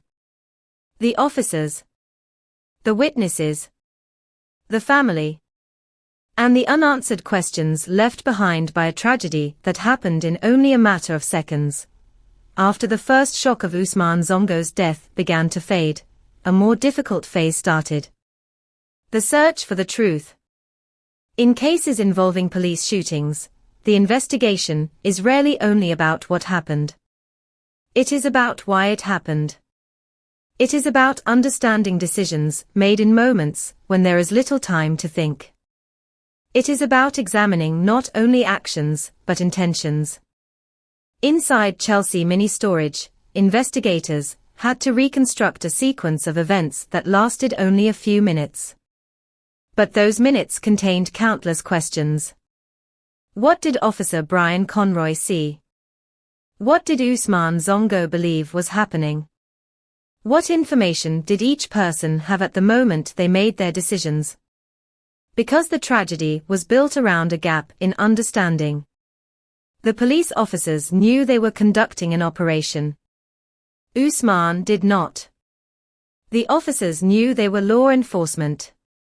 Usman did not know who was chasing him. The officers saw a person running during an investigation. Usman saw an armed individual moving toward him. Those different realities collided inside a narrow hallway. And investigators now had the difficult task of determining where responsibility belonged. Brian Conroy was not an unknown figure in the case. He was a member of the New York Police Department, one of the largest and most powerful police forces in the United States. He had entered Chelsea Mini Storage as part of a team working to disrupt a criminal operation. From the perspective of police investigators, the operation had a legitimate purpose. They were attempting to enforce the law. They were looking for people suspected of illegal activity. But the outcome raised a question that would become central. When an operation creates a dangerous misunderstanding, who is responsible for preventing the tragedy that follows? The investigation focused heavily on Conroy's actions during the confrontation. According to the case presented by prosecutors, Conroy pursued Usman after seeing him run. The question was whether the officer had enough reason to believe that Usman represented a serious threat. A police officer's decision to use deadly force is one of the most serious decisions they can make. It means choosing to end another person's life. The law recognizes that officers sometimes face situations where they must act quickly to protect themselves or others. But the law also demands that deadly force must be reasonable. That balance became the heart of the case. The prosecution argued that Usman was not a threat. He was unarmed. He was not involved in the crime police were investigating. He was simply a person caught in the wrong place at the wrong time. They argued that the shooting was not the result of a necessary response to danger, but the result of a serious failure in judgment. The defense presented a different perspective. They argued that Conroy was responding to a rapidly changing situation. They argued that the officer had to make decisions based on what he perceived in those moments, not what investigators later discovered. This difference between perception and reality would follow the case throughout the legal process. Because police encounters often happen in seconds. Courtrooms examine those seconds months or years later. The courtroom has time. The officer did not. The victim did not. The challenge was determining whether the decisions made during that brief moment were justified. As investigators continued, they also looked at the environment where the shooting happened. Chelsea Mini Storage was not a wide-open public area. It was a building with narrow corridors and limited visibility. A place where movement could be difficult to interpret. Someone walking quickly could appear suspicious. Someone turning a corner could suddenly appear threatening. The physical layout of the building mattered because it shaped the encounter.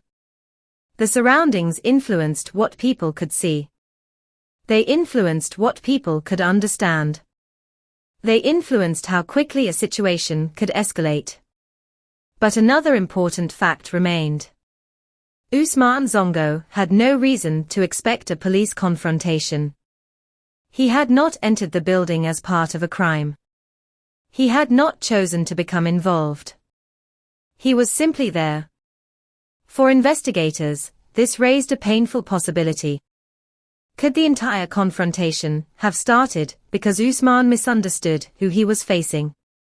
Could a frightened reaction have been mistaken for suspicious behavior? This became one of the most debated questions surrounding the case. Many people who knew Usman described him as a peaceful person. Someone focused on his work.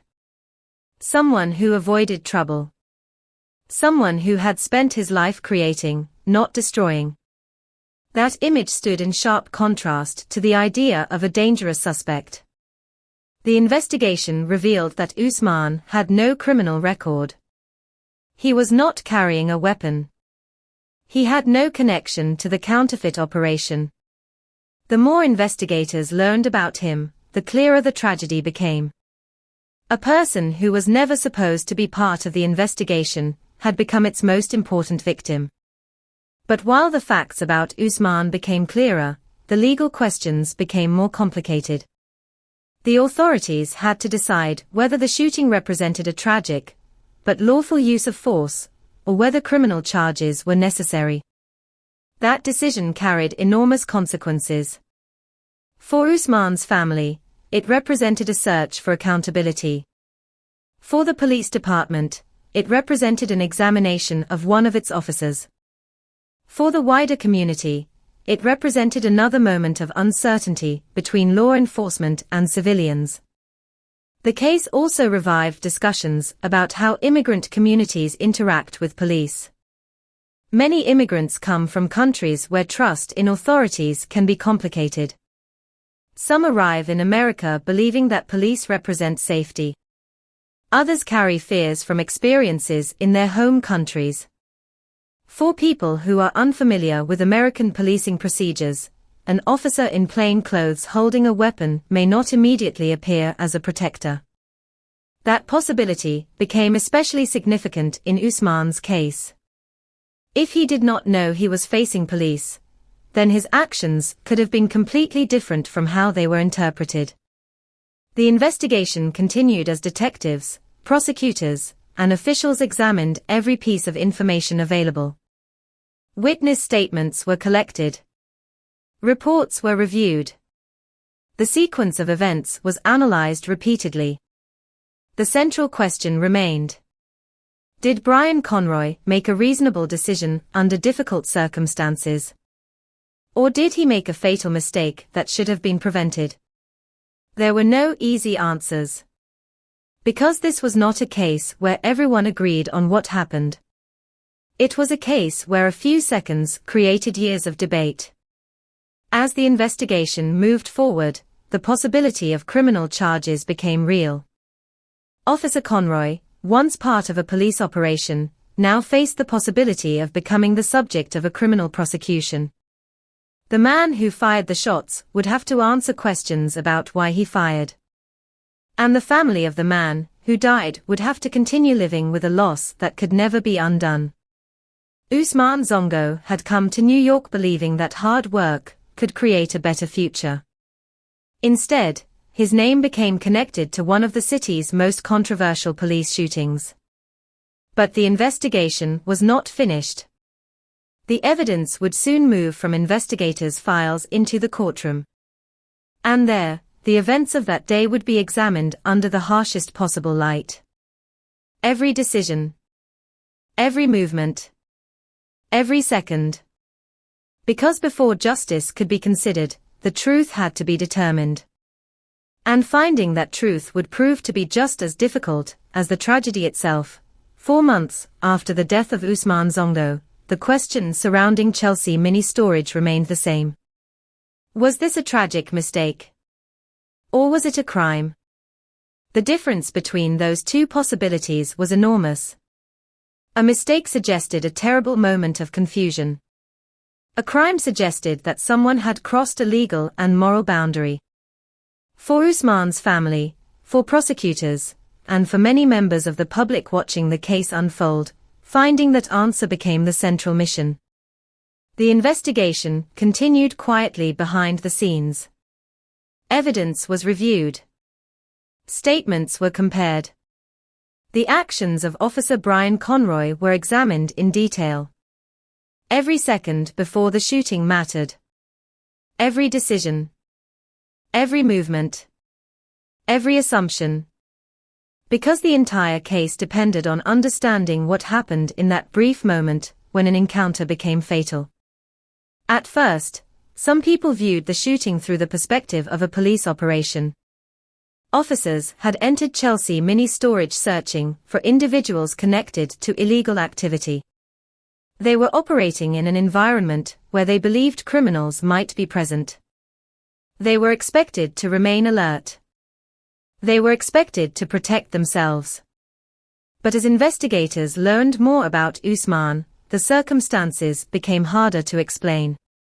The man who had died was not connected to the investigation. He was not a suspect. He was not carrying a weapon. He was not someone with a history of violence. He was an immigrant worker trying to earn a living.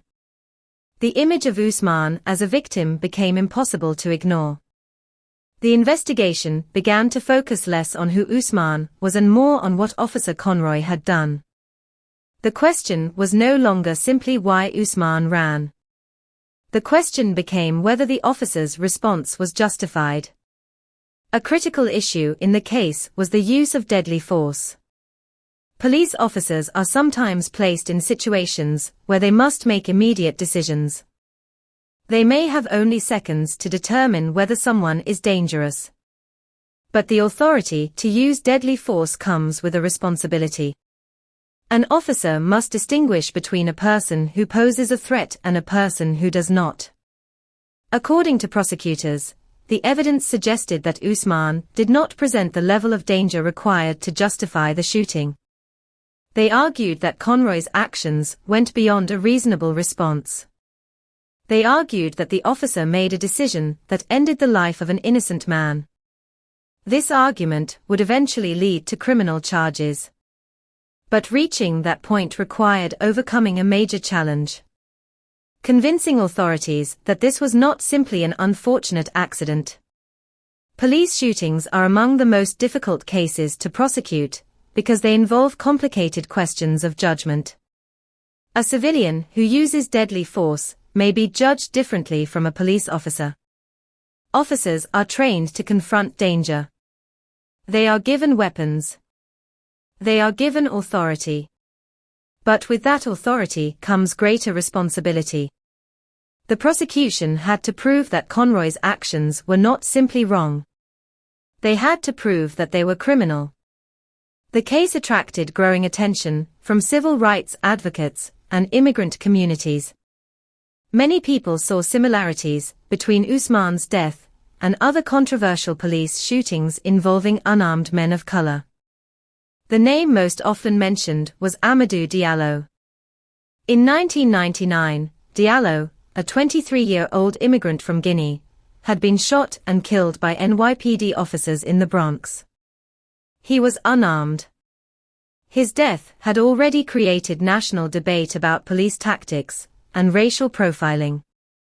Now, only a few years later, another West African immigrant had died during an encounter with New York police. For many people, the connection between the cases was impossible to ignore.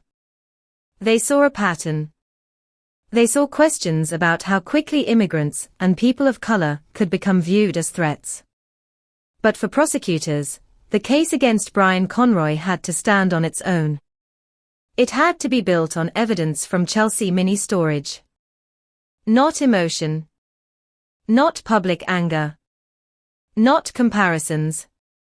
The focus returned to the events of May 22, 2003. The officer. The victim. The hallway. The gunshots. The investigation eventually led prosecutors to pursue charges against Conroy. He was accused of wrongdoing related to Usman's death. The decision was significant. It meant that authorities believed the shooting required a criminal review, not just an internal investigation. For the Zongo family, this was an important moment. It represented the possibility that their loved one's death would not simply be dismissed as a tragic misunderstanding. They wanted recognition that Usman's life mattered. That his death deserved accountability. But even with charges filed, the road ahead would be difficult. Criminal cases involving police officers often become battles over interpretation. The defense would argue that Conroy was acting as an officer in a dangerous situation. The prosecution would argue that the situation did not justify the use of deadly force. The same moment would be examined from two completely different perspectives. One side would ask, what did the officer believe was happening? The other would ask, was that belief reasonable? That distinction would become the foundation of the trial. Because the law does not only examine outcomes. It examines decisions. And the decision that mattered most was the moment Brian Conroy pulled the trigger. As the case moved closer to court, the details of Ousmane's life became more widely known. People learned about the artist from Burkina Faso. They learned about the father who worked to support his family. They learned about the man who repaired cultural objects and preserved traditions. His name was no longer only connected to a police shooting. He became remembered as a person. A human being whose story had been interrupted. For many supporters of the Zongo family, justice meant more than punishment. It meant acknowledging the value of the life that was lost. It meant recognizing that behind the investigation, behind the legal arguments, behind the headlines, there was a person who should have returned home that day. But for Brian Conroy, the consequences of that afternoon were also beginning to unfold.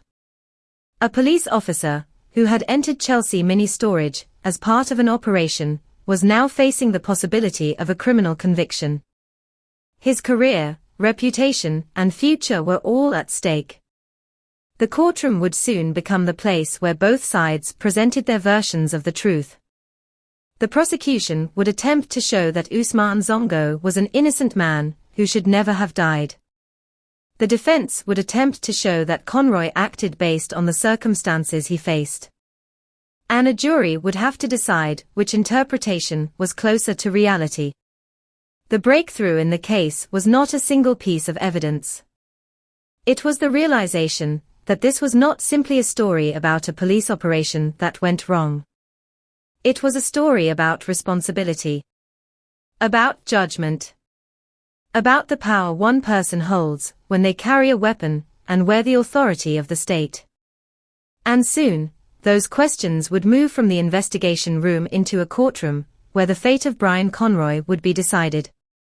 But no verdict could change the most important fact. On May 22, 2003, Ousmane Zongo entered Chelsea Mini Storage as a worker. He left as a victim. And now, the justice system would have to determine why. The courtroom became the next battlefield in the story of Ousmane Zongo. Inside that room, the chaos of the hallway at Chelsea Mini Storage would be transformed into something slower, more controlled, and more difficult to interpret. The gunshots were over. The chase was over. But the questions remained. What happened in those final seconds? Was Ousmane Zongo a threat? Or was he an innocent man caught in a tragic misunderstanding? Was Brian Conroy a police officer forced to make a split-second decision? Or did he make a choice that went beyond what the law allowed? Those questions would now be placed in front of a judge and jury. For the family of Ousmane Zongo, entering the courtroom meant reopening a wound that had never healed. Every testimony, every photograph, every description of the shooting forced them to relive the moment when their lives changed forever.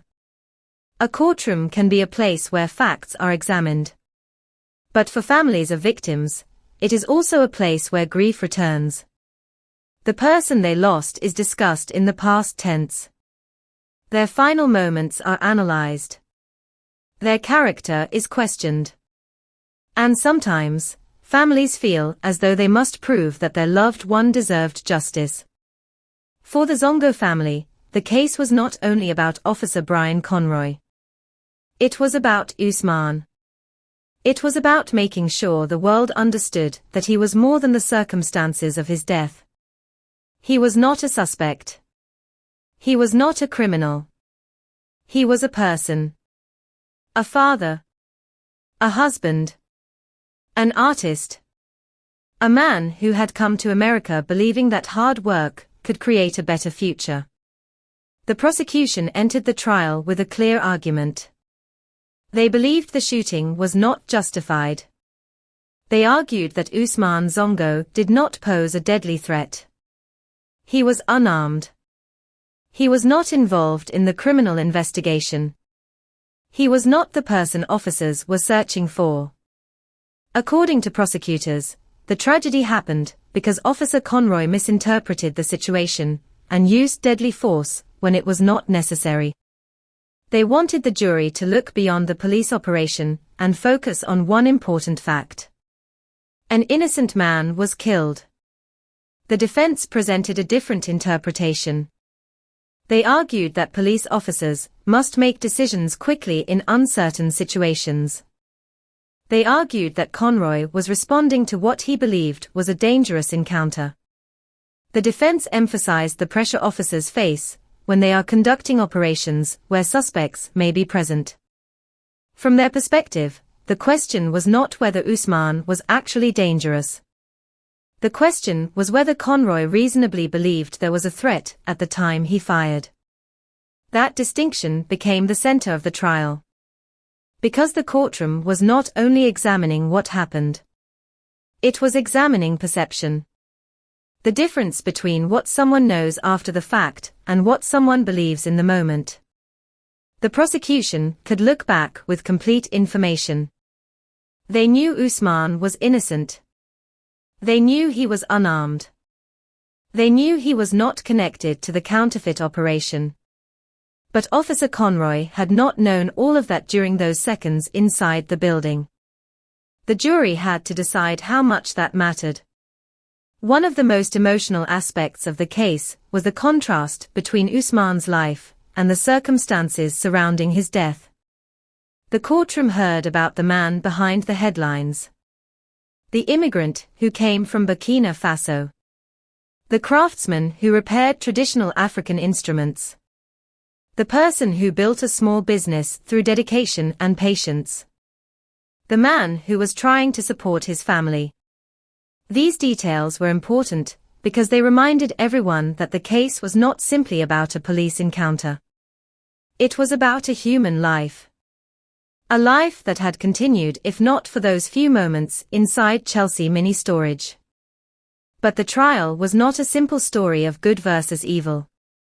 It was a complex legal question. The court had to separate emotions from evidence. It had to examine the actions of Officer Conroy under the standards of criminal law. The charges against him were serious. The prosecution argued that his actions represented a criminal failure of judgment. The defense argued that criminal responsibility required more than a tragic outcome. They argued that a mistake made under pressure was not automatically a crime. The jury faced an extremely difficult decision. Police shooting cases often create divided opinions because they involve two powerful ideas. The public expects police officers to protect people. But the public also expects officers to respect the value of human life. Those expectations can come into conflict during moments of crisis. The trial forced everyone to confront that conflict. After hearing the evidence, the jury considered the charges. The first trial became complicated. Jurors were unable to reach a unanimous decision on the more serious charge of second-degree manslaughter. The disagreement showed just how divided the case was. Some jurors believed the evidence showed serious wrongdoing.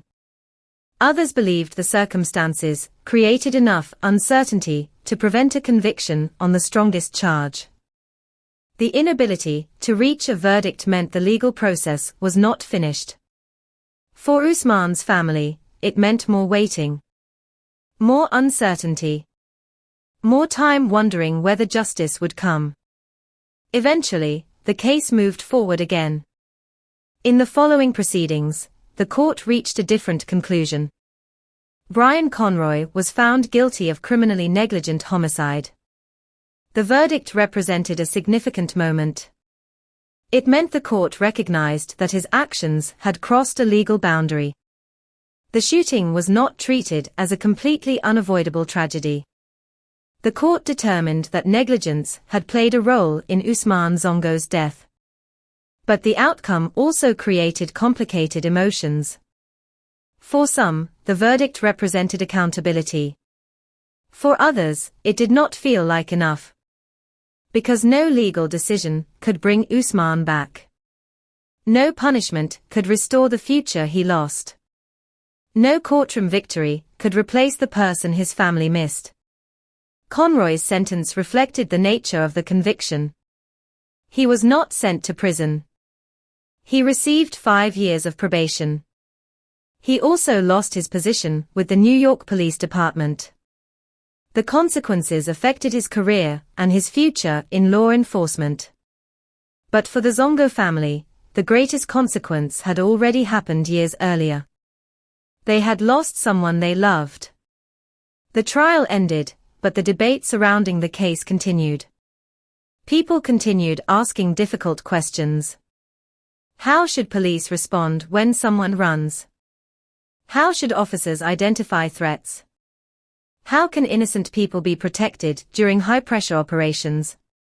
And perhaps most importantly, how can a system designed to protect people prevent another tragedy like this from happening? The case of Usman Zongo became part of a much larger conversation about police accountability in America. It joined a long list of incidents where communities demanded answers after unarmed people died during encounters with law enforcement. But behind every debate was the same human reality. Someone was gone. A family was changed forever. A future was lost.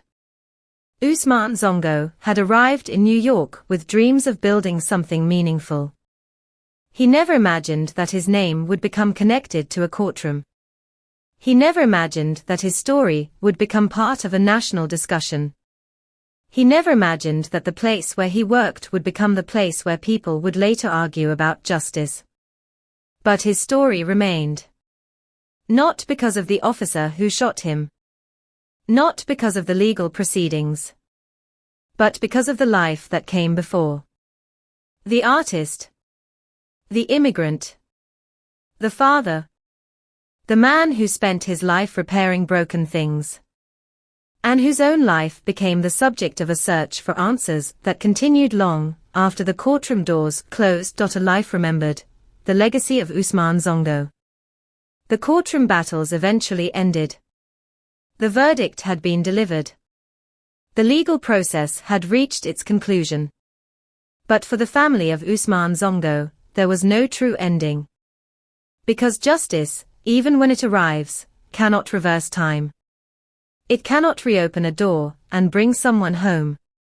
It cannot erase the image of a loved one who will never return. It cannot fill the empty space left behind at family gatherings, in quiet moments, or in the ordinary routines of life.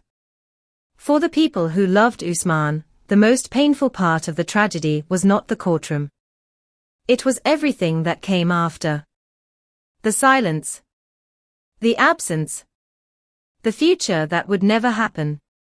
Usman Zongo had come to America carrying hope. He had traveled from Burkina Faso believing that determination and hard work could create a better life. Like countless immigrants before him, he had accepted the sacrifices that came with starting over. He left behind familiar streets. He left behind people who knew him. He left behind a community where his story was already written. In New York, he had to begin again. He had to build a reputation. He had to find opportunities. He had to create a life in a city where millions of people were also chasing their own dreams. And he did. Slowly. Quietly. Through his work. Through his patience. Through his dedication. The tragedy of his death was made even more painful, because he was not someone who had given up on life. He was someone who was actively building one. Every repaired instrument. Every restored piece of artwork. Every day spent working inside Chelsea Mini Storage represented progress. He was creating a bridge between his past and his future. He was preserving the culture he came from while trying to provide for the family he loved. And then, in a matter of minutes, everything stopped. The aftermath of Usman's death reached far beyond his immediate family. It affected an entire community. For many African immigrants living in New York, his story felt personal. They understood the journey he had taken. They understood what it meant to leave home in search of opportunity. They understood the uncertainty of being unfamiliar with a new environment. They understood the vulnerability of trying to establish yourself in a place where you are still learning the language, the systems, and the culture. Many immigrants arrive in America believing that honesty and hard work will protect them. They believe that if they contribute to society and stay away from trouble, they can build a safe future. The death of Usman forced many people to confront a frightening possibility. Even an ordinary person following an ordinary routine can become involved in a life-changing event. That fear was especially powerful because Usman was not someone who had chosen a dangerous path. He was not involved in criminal activity. He was not looking for confrontation. He was working. His death became a symbol of how quickly misunderstandings can become irreversible. It also became part of a larger national conversation about police accountability. The early 2000s were a period when many communities were questioning how law enforcement interacted with civilians, particularly people of color and immigrants. The case of Usman Zongo was often discussed alongside other controversial police shootings, including the death of Amadou Diallo in 1999. Both men were immigrants from West Africa. Both were unarmed. Both deaths raised difficult questions about perception, fear, and the use of force. For many people, these cases were not isolated events. They represented a deeper concern about whether some communities were more likely to be viewed as suspicious before they were understood. Supporters of police reform argued that officers must receive better training in recognizing situations where civilians may be confused or frightened rather than dangerous. They argued that authority must always be balanced with accountability. Others emphasized the difficult circumstances officers face, where decisions sometimes must be made quickly under pressure. The debate continued because the questions were complicated. But one thing was undeniable. The death of Usman Zongo forced people to confront those questions. His name became connected to discussions about policing, immigrant rights, and justice. But for his family and those who knew him, he was always more than a symbol. He was a person. A person with memories. A person with dreams. A person whose life cannot be reduced to a single tragic event. The financial settlement that followed the civil lawsuit against New York City brought some form of recognition. The family received approximately $3 million. But money could never replace what had been taken. A settlement can pay bills. It can provide support. It can acknowledge wrongdoing. But it cannot bring back a father. It cannot restore conversations that will never happen. It cannot replace the guidance and love that children lose when a parent is gone. For families who lose someone suddenly, grief is not a single moment. It changes over time. At first, there is shock. Then disbelief. Then the painful realization that life will continue without the person who was supposed to be there. Birthdays arrive. Holidays arrive. Important moments happen. And every one of them carries the reminder that someone is missing. For Usman's loved ones, every future milestone became a reminder of the future he never reached.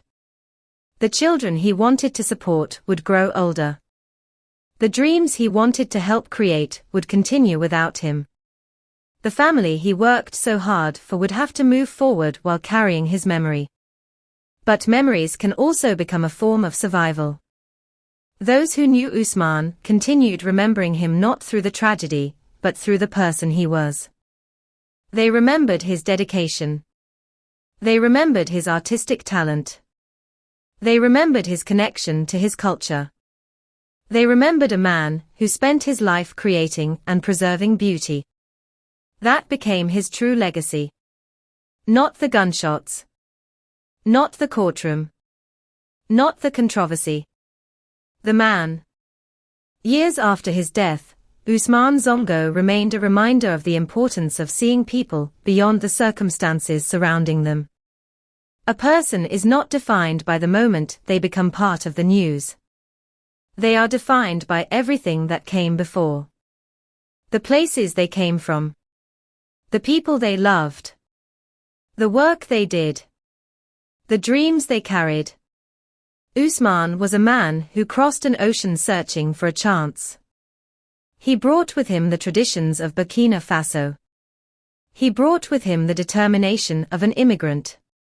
He brought with him the hope of a father who wanted a better future for his family.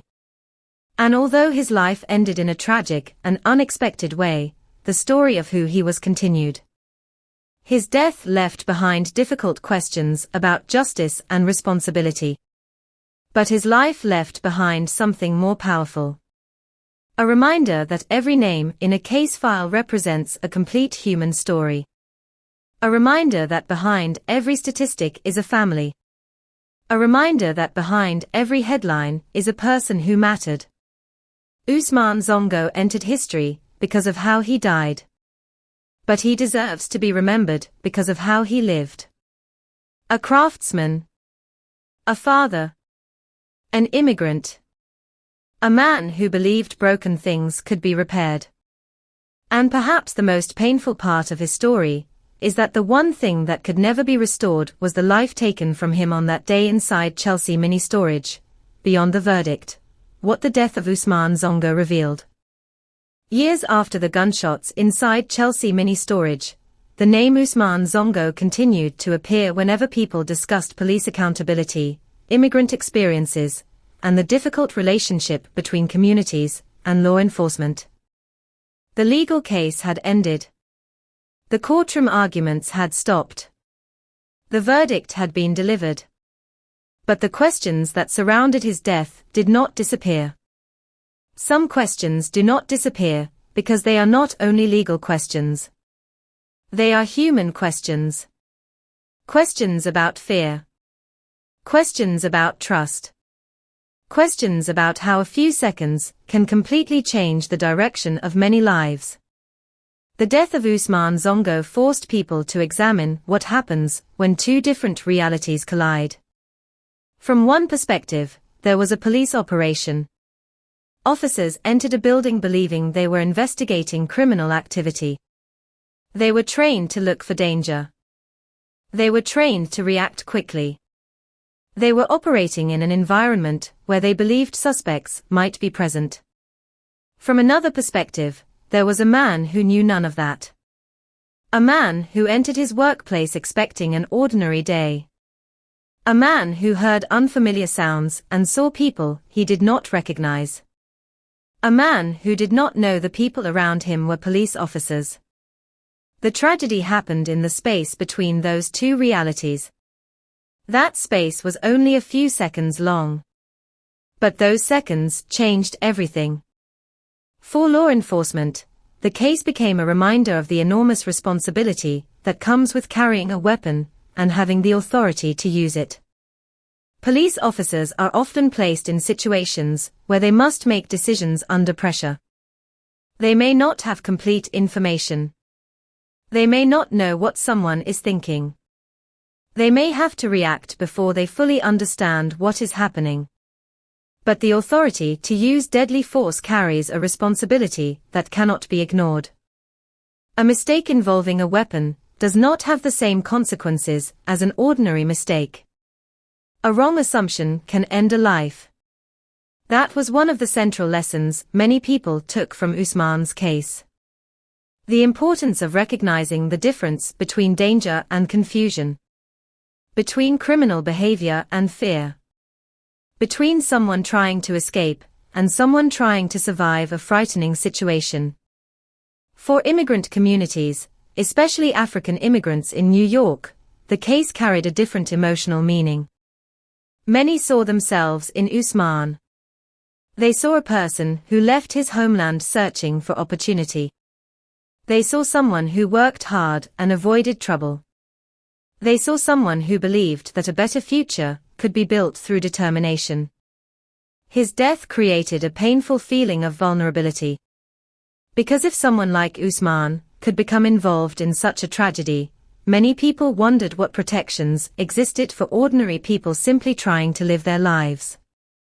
The case also highlighted the challenges of communication between police and civilians. In many encounters, police officers know information that civilians do not. Officers may know there is an investigation. They may know there is a possible threat. They may know why they are approaching someone. But the person being approached may only see a stranger. They may only see a weapon. They may only feel fear. This difference in information can create dangerous misunderstandings. Usman's death became an example of how quickly those misunderstandings can escalate. The tragedy also reopened conversations about plainclothes police operations. For officers, wearing plain clothes can sometimes be necessary during investigations. It can allow them to approach suspects without immediately revealing their presence. But for civilians, plainclothes officers can create uncertainty. A person may not immediately know whether someone with a weapon is a police officer or a threat. That uncertainty became one of the most important issues raised after the shooting. Could clearer identification have changed the outcome? Could better communication have prevented the confrontation? Could different tactics have protected both the officers and Usman? These questions did not have simple answers. But they became part of the larger discussion about improving police encounters. The story of Usman Zongo also became connected to a broader pattern of cases involving unarmed people killed during interactions with law enforcement. The memory of Amadou Diallo remained especially significant. Diallo, another West African immigrant, had been killed in New York several years earlier. Like Usman, his death created widespread discussion about how race, immigration, and assumptions about danger can influence police encounters. For many activists and community members, these cases represented more than individual tragedies. They represented a need for deeper examination of systems and practices. They argued that accountability should not depend only on what happens after a person dies. The goal should be preventing such deaths from happening in the first place. But there were also people who emphasized the complexity of police work. They argued that officers frequently face unpredictable situations. They argued that every case must be judged based on the specific circumstances involved. The debate continued because the reality was complicated. There was grief. There was responsibility. There was uncertainty. And there was a family forever changed. The most important part of remembering Usman Zongo is not the controversy surrounding his death. It is recognizing the life that existed before it. Before the investigation. Before the trial. Before the headlines. There was a man who had dreams. There was a man who had a family waiting for him. There was a man who used his hands to create beauty. The tragedy is not only that he died. The tragedy is that so much of his story was almost forgotten, because of the circumstances surrounding his final moments. But Usman's life deserves to be remembered separately from the event that ended it. He was not just a victim of a police shooting. He was an artist. He was a cultural bridge between Burkina Faso and America. He was someone who preserved traditions through his work. He was someone who believed that even damaged things could be restored. Perhaps that is why his story continues to resonate. Because restoration was the foundation of his life. He repaired instruments. He restored artwork. He protected pieces of history. Yet his own story became one of loss. One of the hardest realities of cases like Usman's is that there is rarely a conclusion that satisfies everyone. A verdict may answer legal questions. A settlement may provide financial support. Public discussion may create awareness. But none of these things can return what was lost. A family still wakes up without him. A community still remembers him. A future that should have existed never came. The death of Usman Zongo remains a reminder that every encounter between authority and civilian carries enormous responsibility. Every assumption matters. Every decision matters. Every second matters. Because behind every person involved in such an encounter is a complete human story. A story that began long before the moment of tragedy. And for Usman Zongo, that story began in Burkina Faso, continued through his journey to New York, and remains alive through the people who remember the man he was. A man who came to America searching for a better life. A man who worked quietly. A man who carried his culture across continents. A man who wanted nothing more than to build a future for his family. His life ended in a moment of confusion. But his memory remains as a reminder of something much larger. Before anyone becomes a headline, before anyone becomes a case number, before anyone becomes part of a debate, they are a human being. And every human life carries a story worth knowing. A name that became a symbol, remembering Usman Zongo beyond the tragedy. Time has a way of changing how people remember events. The immediate shock fades. The headlines disappear. The cameras move on to the next story. Courtrooms close their doors. But some names remain. Not because the people wanted fame. Not because they searched for attention. But because their stories raised questions that society could not ignore. Usman Zongo became one of those names. For many people, his name represented a tragic encounter inside a Manhattan storage building. For others, it represented something much deeper. It represented the fragile line between safety and danger. Between misunderstanding and tragedy.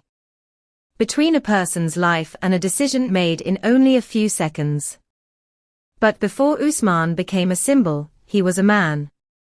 And remembering that distinction is important. Because symbols can become distant. They can become statistics. They can become part of a larger argument. But Usman was never just a symbol. He had a voice. He had memories. He had relationships. He had dreams that extended far beyond the events of May 22, 2003. His legacy began with the people who knew him personally. The family members who remembered his laughter. The friends who remembered his kindness. The people who knew him as an artist. They did not remember a courtroom case. They remembered a person. They remembered someone who valued hard work. Someone who believed in creating rather than destroying. Someone who carried the traditions of Burkina Faso with pride. For them, the most important story was not how he died. It was how he lived. Usman's life represented the experience of countless immigrants around the world. People who leave familiar places behind, because they believe something better is possible. People who accept loneliness, uncertainty, and sacrifice, because they hope their efforts will create opportunities for those they love. Immigration stories are often told through success. The new business opened. The new home purchased.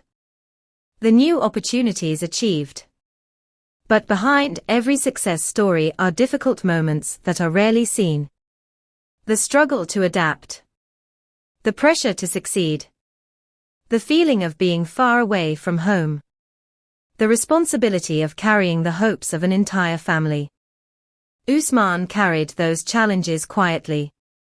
He did not become known because he built a large company or became famous.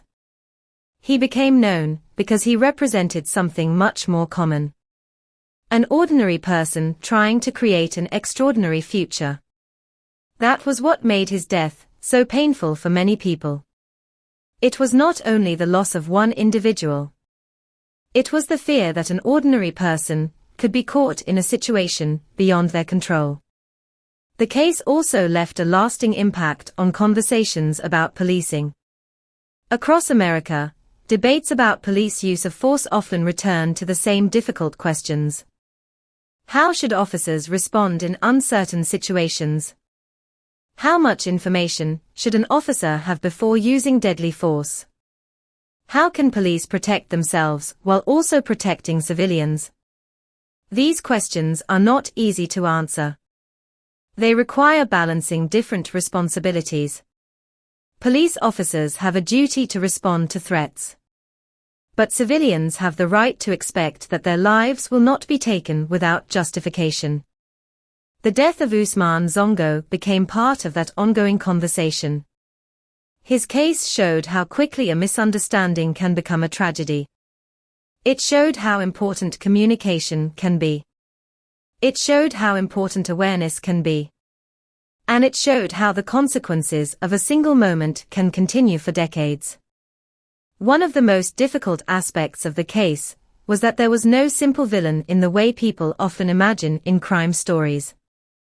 There was no stranger hiding in the shadows. There was no planned attack. There was no long investigation to uncover a hidden motive. Instead, there was a moment of confusion involving people who understood the same situation in completely different ways. That complexity made the case even harder. Because tragedies caused by misunderstanding force people to confront uncomfortable questions. Not only who was responsible, but also how did this happen? What conditions allowed it to happen? What could have prevented it? Those questions matter because remembering tragedy is not only about looking backward. It is also about learning. The purpose of examining cases like Ousmane's is not simply to assign blame years later. It is to understand how similar situations might be handled differently in the future. Every policy discussion, every training change, every conversation about accountability comes from real human experiences. Behind those discussions are people like Ousmane. People whose lives gave meaning to those questions. For the African immigrant community, particularly those from West Africa, Ousmane's story remained deeply personal. Many saw his journey reflected in their own. They understood what it meant to cross borders. They understood what it meant to build a life in a foreign country. They understood the hope of creating something better for the next generation. His story became a reminder that immigrant communities are not simply numbers or demographics. They are made up of individuals. Each person carrying a unique history. Each person carrying dreams. Each person carrying a story that deserves to be heard. Years after his death, people continued to remember Ousmane through memorials, discussions, and community conversations. His name remained connected to efforts demanding greater transparency and accountability in cases involving police violence. But perhaps the strongest way to honor him was not through arguments. It was through remembrance. Remembering the artist. Remembering the father. Remembering the immigrant. Remembering the man who spent his life restoring things. There is something deeply symbolic about that. Ousmane's profession was restoration. He worked with damaged objects. He repaired what was broken. He brought old things back to life. And after his death, his family and supporters attempted to do something similar with his memory. They worked to restore the full picture of who he was. Not just the man who died, but the man who lived. Because when someone becomes known only through tragedy, something important is lost. The person disappears behind the event. Usman's legacy is a reminder that every victim has a story that began long before the moment that made them known. A person is not defined by their final seconds. They are defined by all the moments that came before. The childhood, the dreams, the sacrifices, the relationships, the small choices that shaped who they became. Usman Zongo's final moments were tragic. But they were only a small part of a much larger life. A life that began in Burkina Faso. A life that continued through determination and creativity. A life that reached across continents. A life that touched people who knew him. And although his story ended in a place where he was simply trying to work, his name continued to carry a message. A message about dignity. A message about accountability. A message about the importance of seeing people as human beings before seeing them as anything else. Because the greatest tragedy is not only losing a life. It is allowing the person behind that life to be forgotten. And Usman Zongo was never just a case. He was never just a headline. He was a man who dreamed. A man who created. A man who mattered. The family left behind grief, memory, and the price of a moment. When a person dies suddenly, the world around them does not stop. The city continues moving. People continue walking through crowded streets. Businesses continue opening their doors. Cars continue passing through intersections. Life continues for everyone else. But for the family of the person who died, time changes. For the loved ones of Usman Zongo, the afternoon of May 22, 2003, became a dividing line. There was life before that day. And there was life after. Before that day, Usman was a husband. A father. A provider. A man whose daily struggles were connected to the hopes of his family. After that day, he became a memory. A name spoken with sadness. A person whose future existed only in the imagination of those who loved him. The hardest part about losing someone is not only losing the moments that already happened. It is losing all the moments that will never happen. The conversations that will never take place. The advice that will never be given. The celebrations that will never be shared. The ordinary days that suddenly become impossible.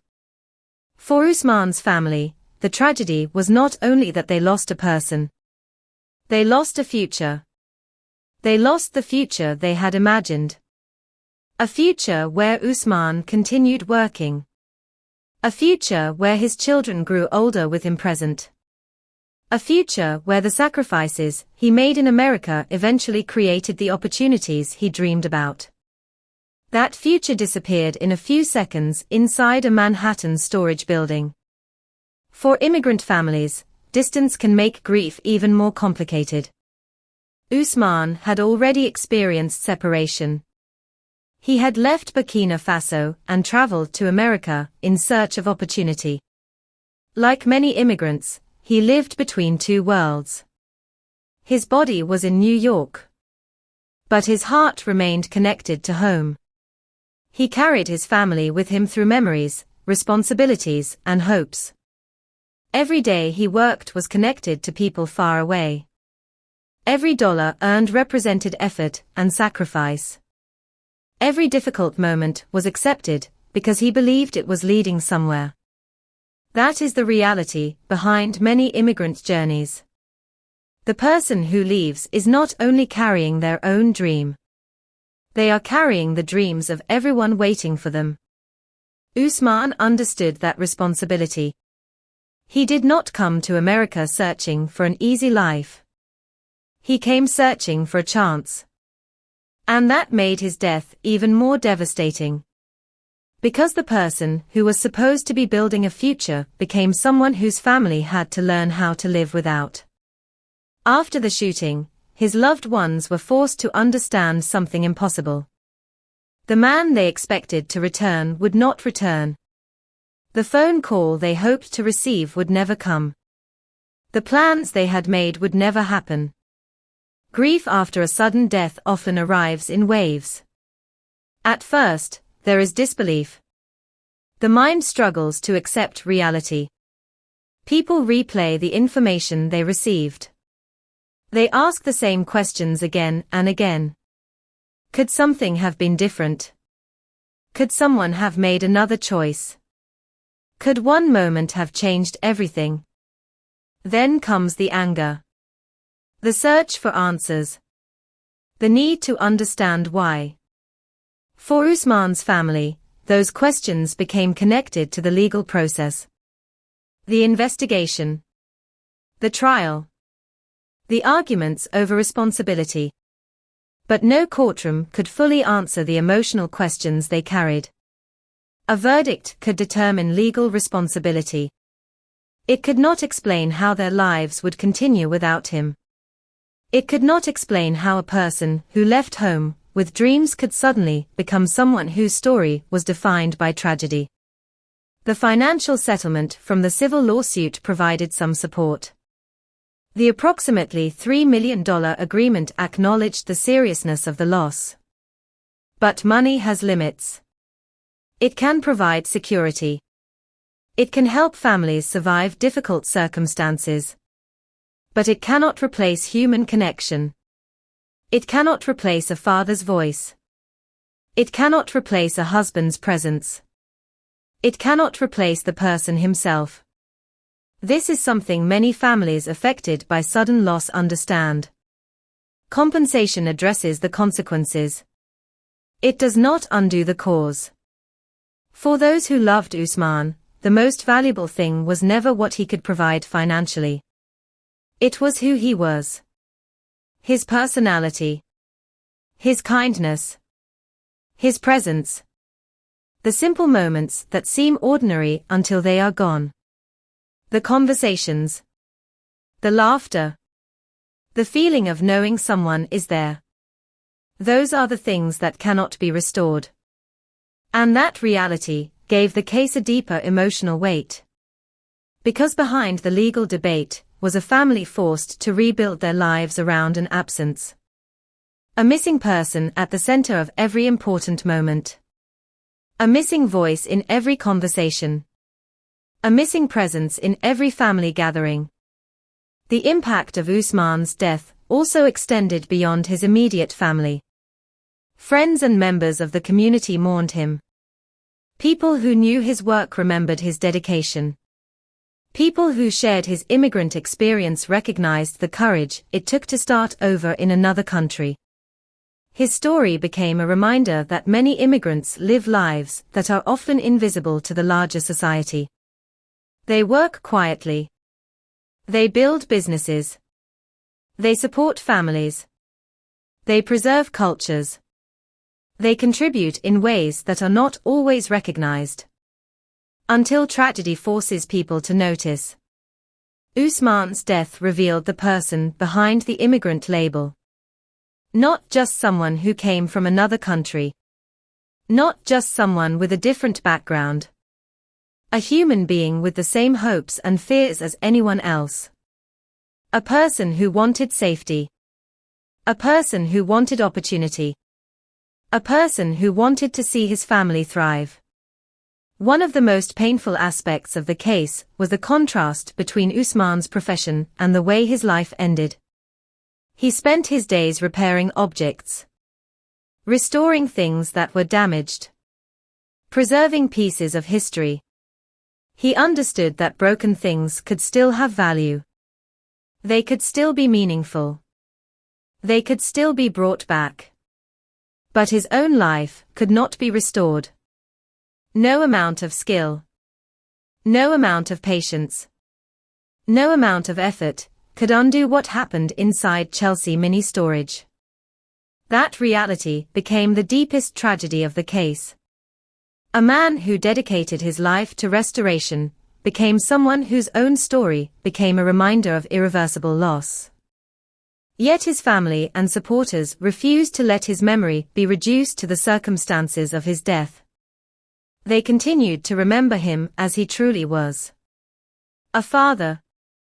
A craftsman. A dreamer.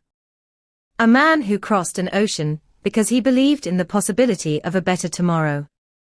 And perhaps that is the most important part of Ousmane Sonko's story. The final chapter of a person's life should never erase all the chapters before it. The tragedy inside Chelsea Mini Storage was only one moment. Ousmane's life was much larger. It began in Burkina Faso. It continued through hard work and sacrifice. It was shaped by love for his family and his culture. And although his journey ended far too soon, the meaning of his life remained. Because in the end, people are not remembered only by the way they leave the world. They are remembered by what they brought into it. And Ousmane Sonko brought creativity. He brought dedication. He brought hope. He brought a piece of his homeland to a city thousands of miles away. That was the man behind the headline. That was the life behind the tragedy. And that was the person his family would continue carrying with them long after the courtroom doors closed.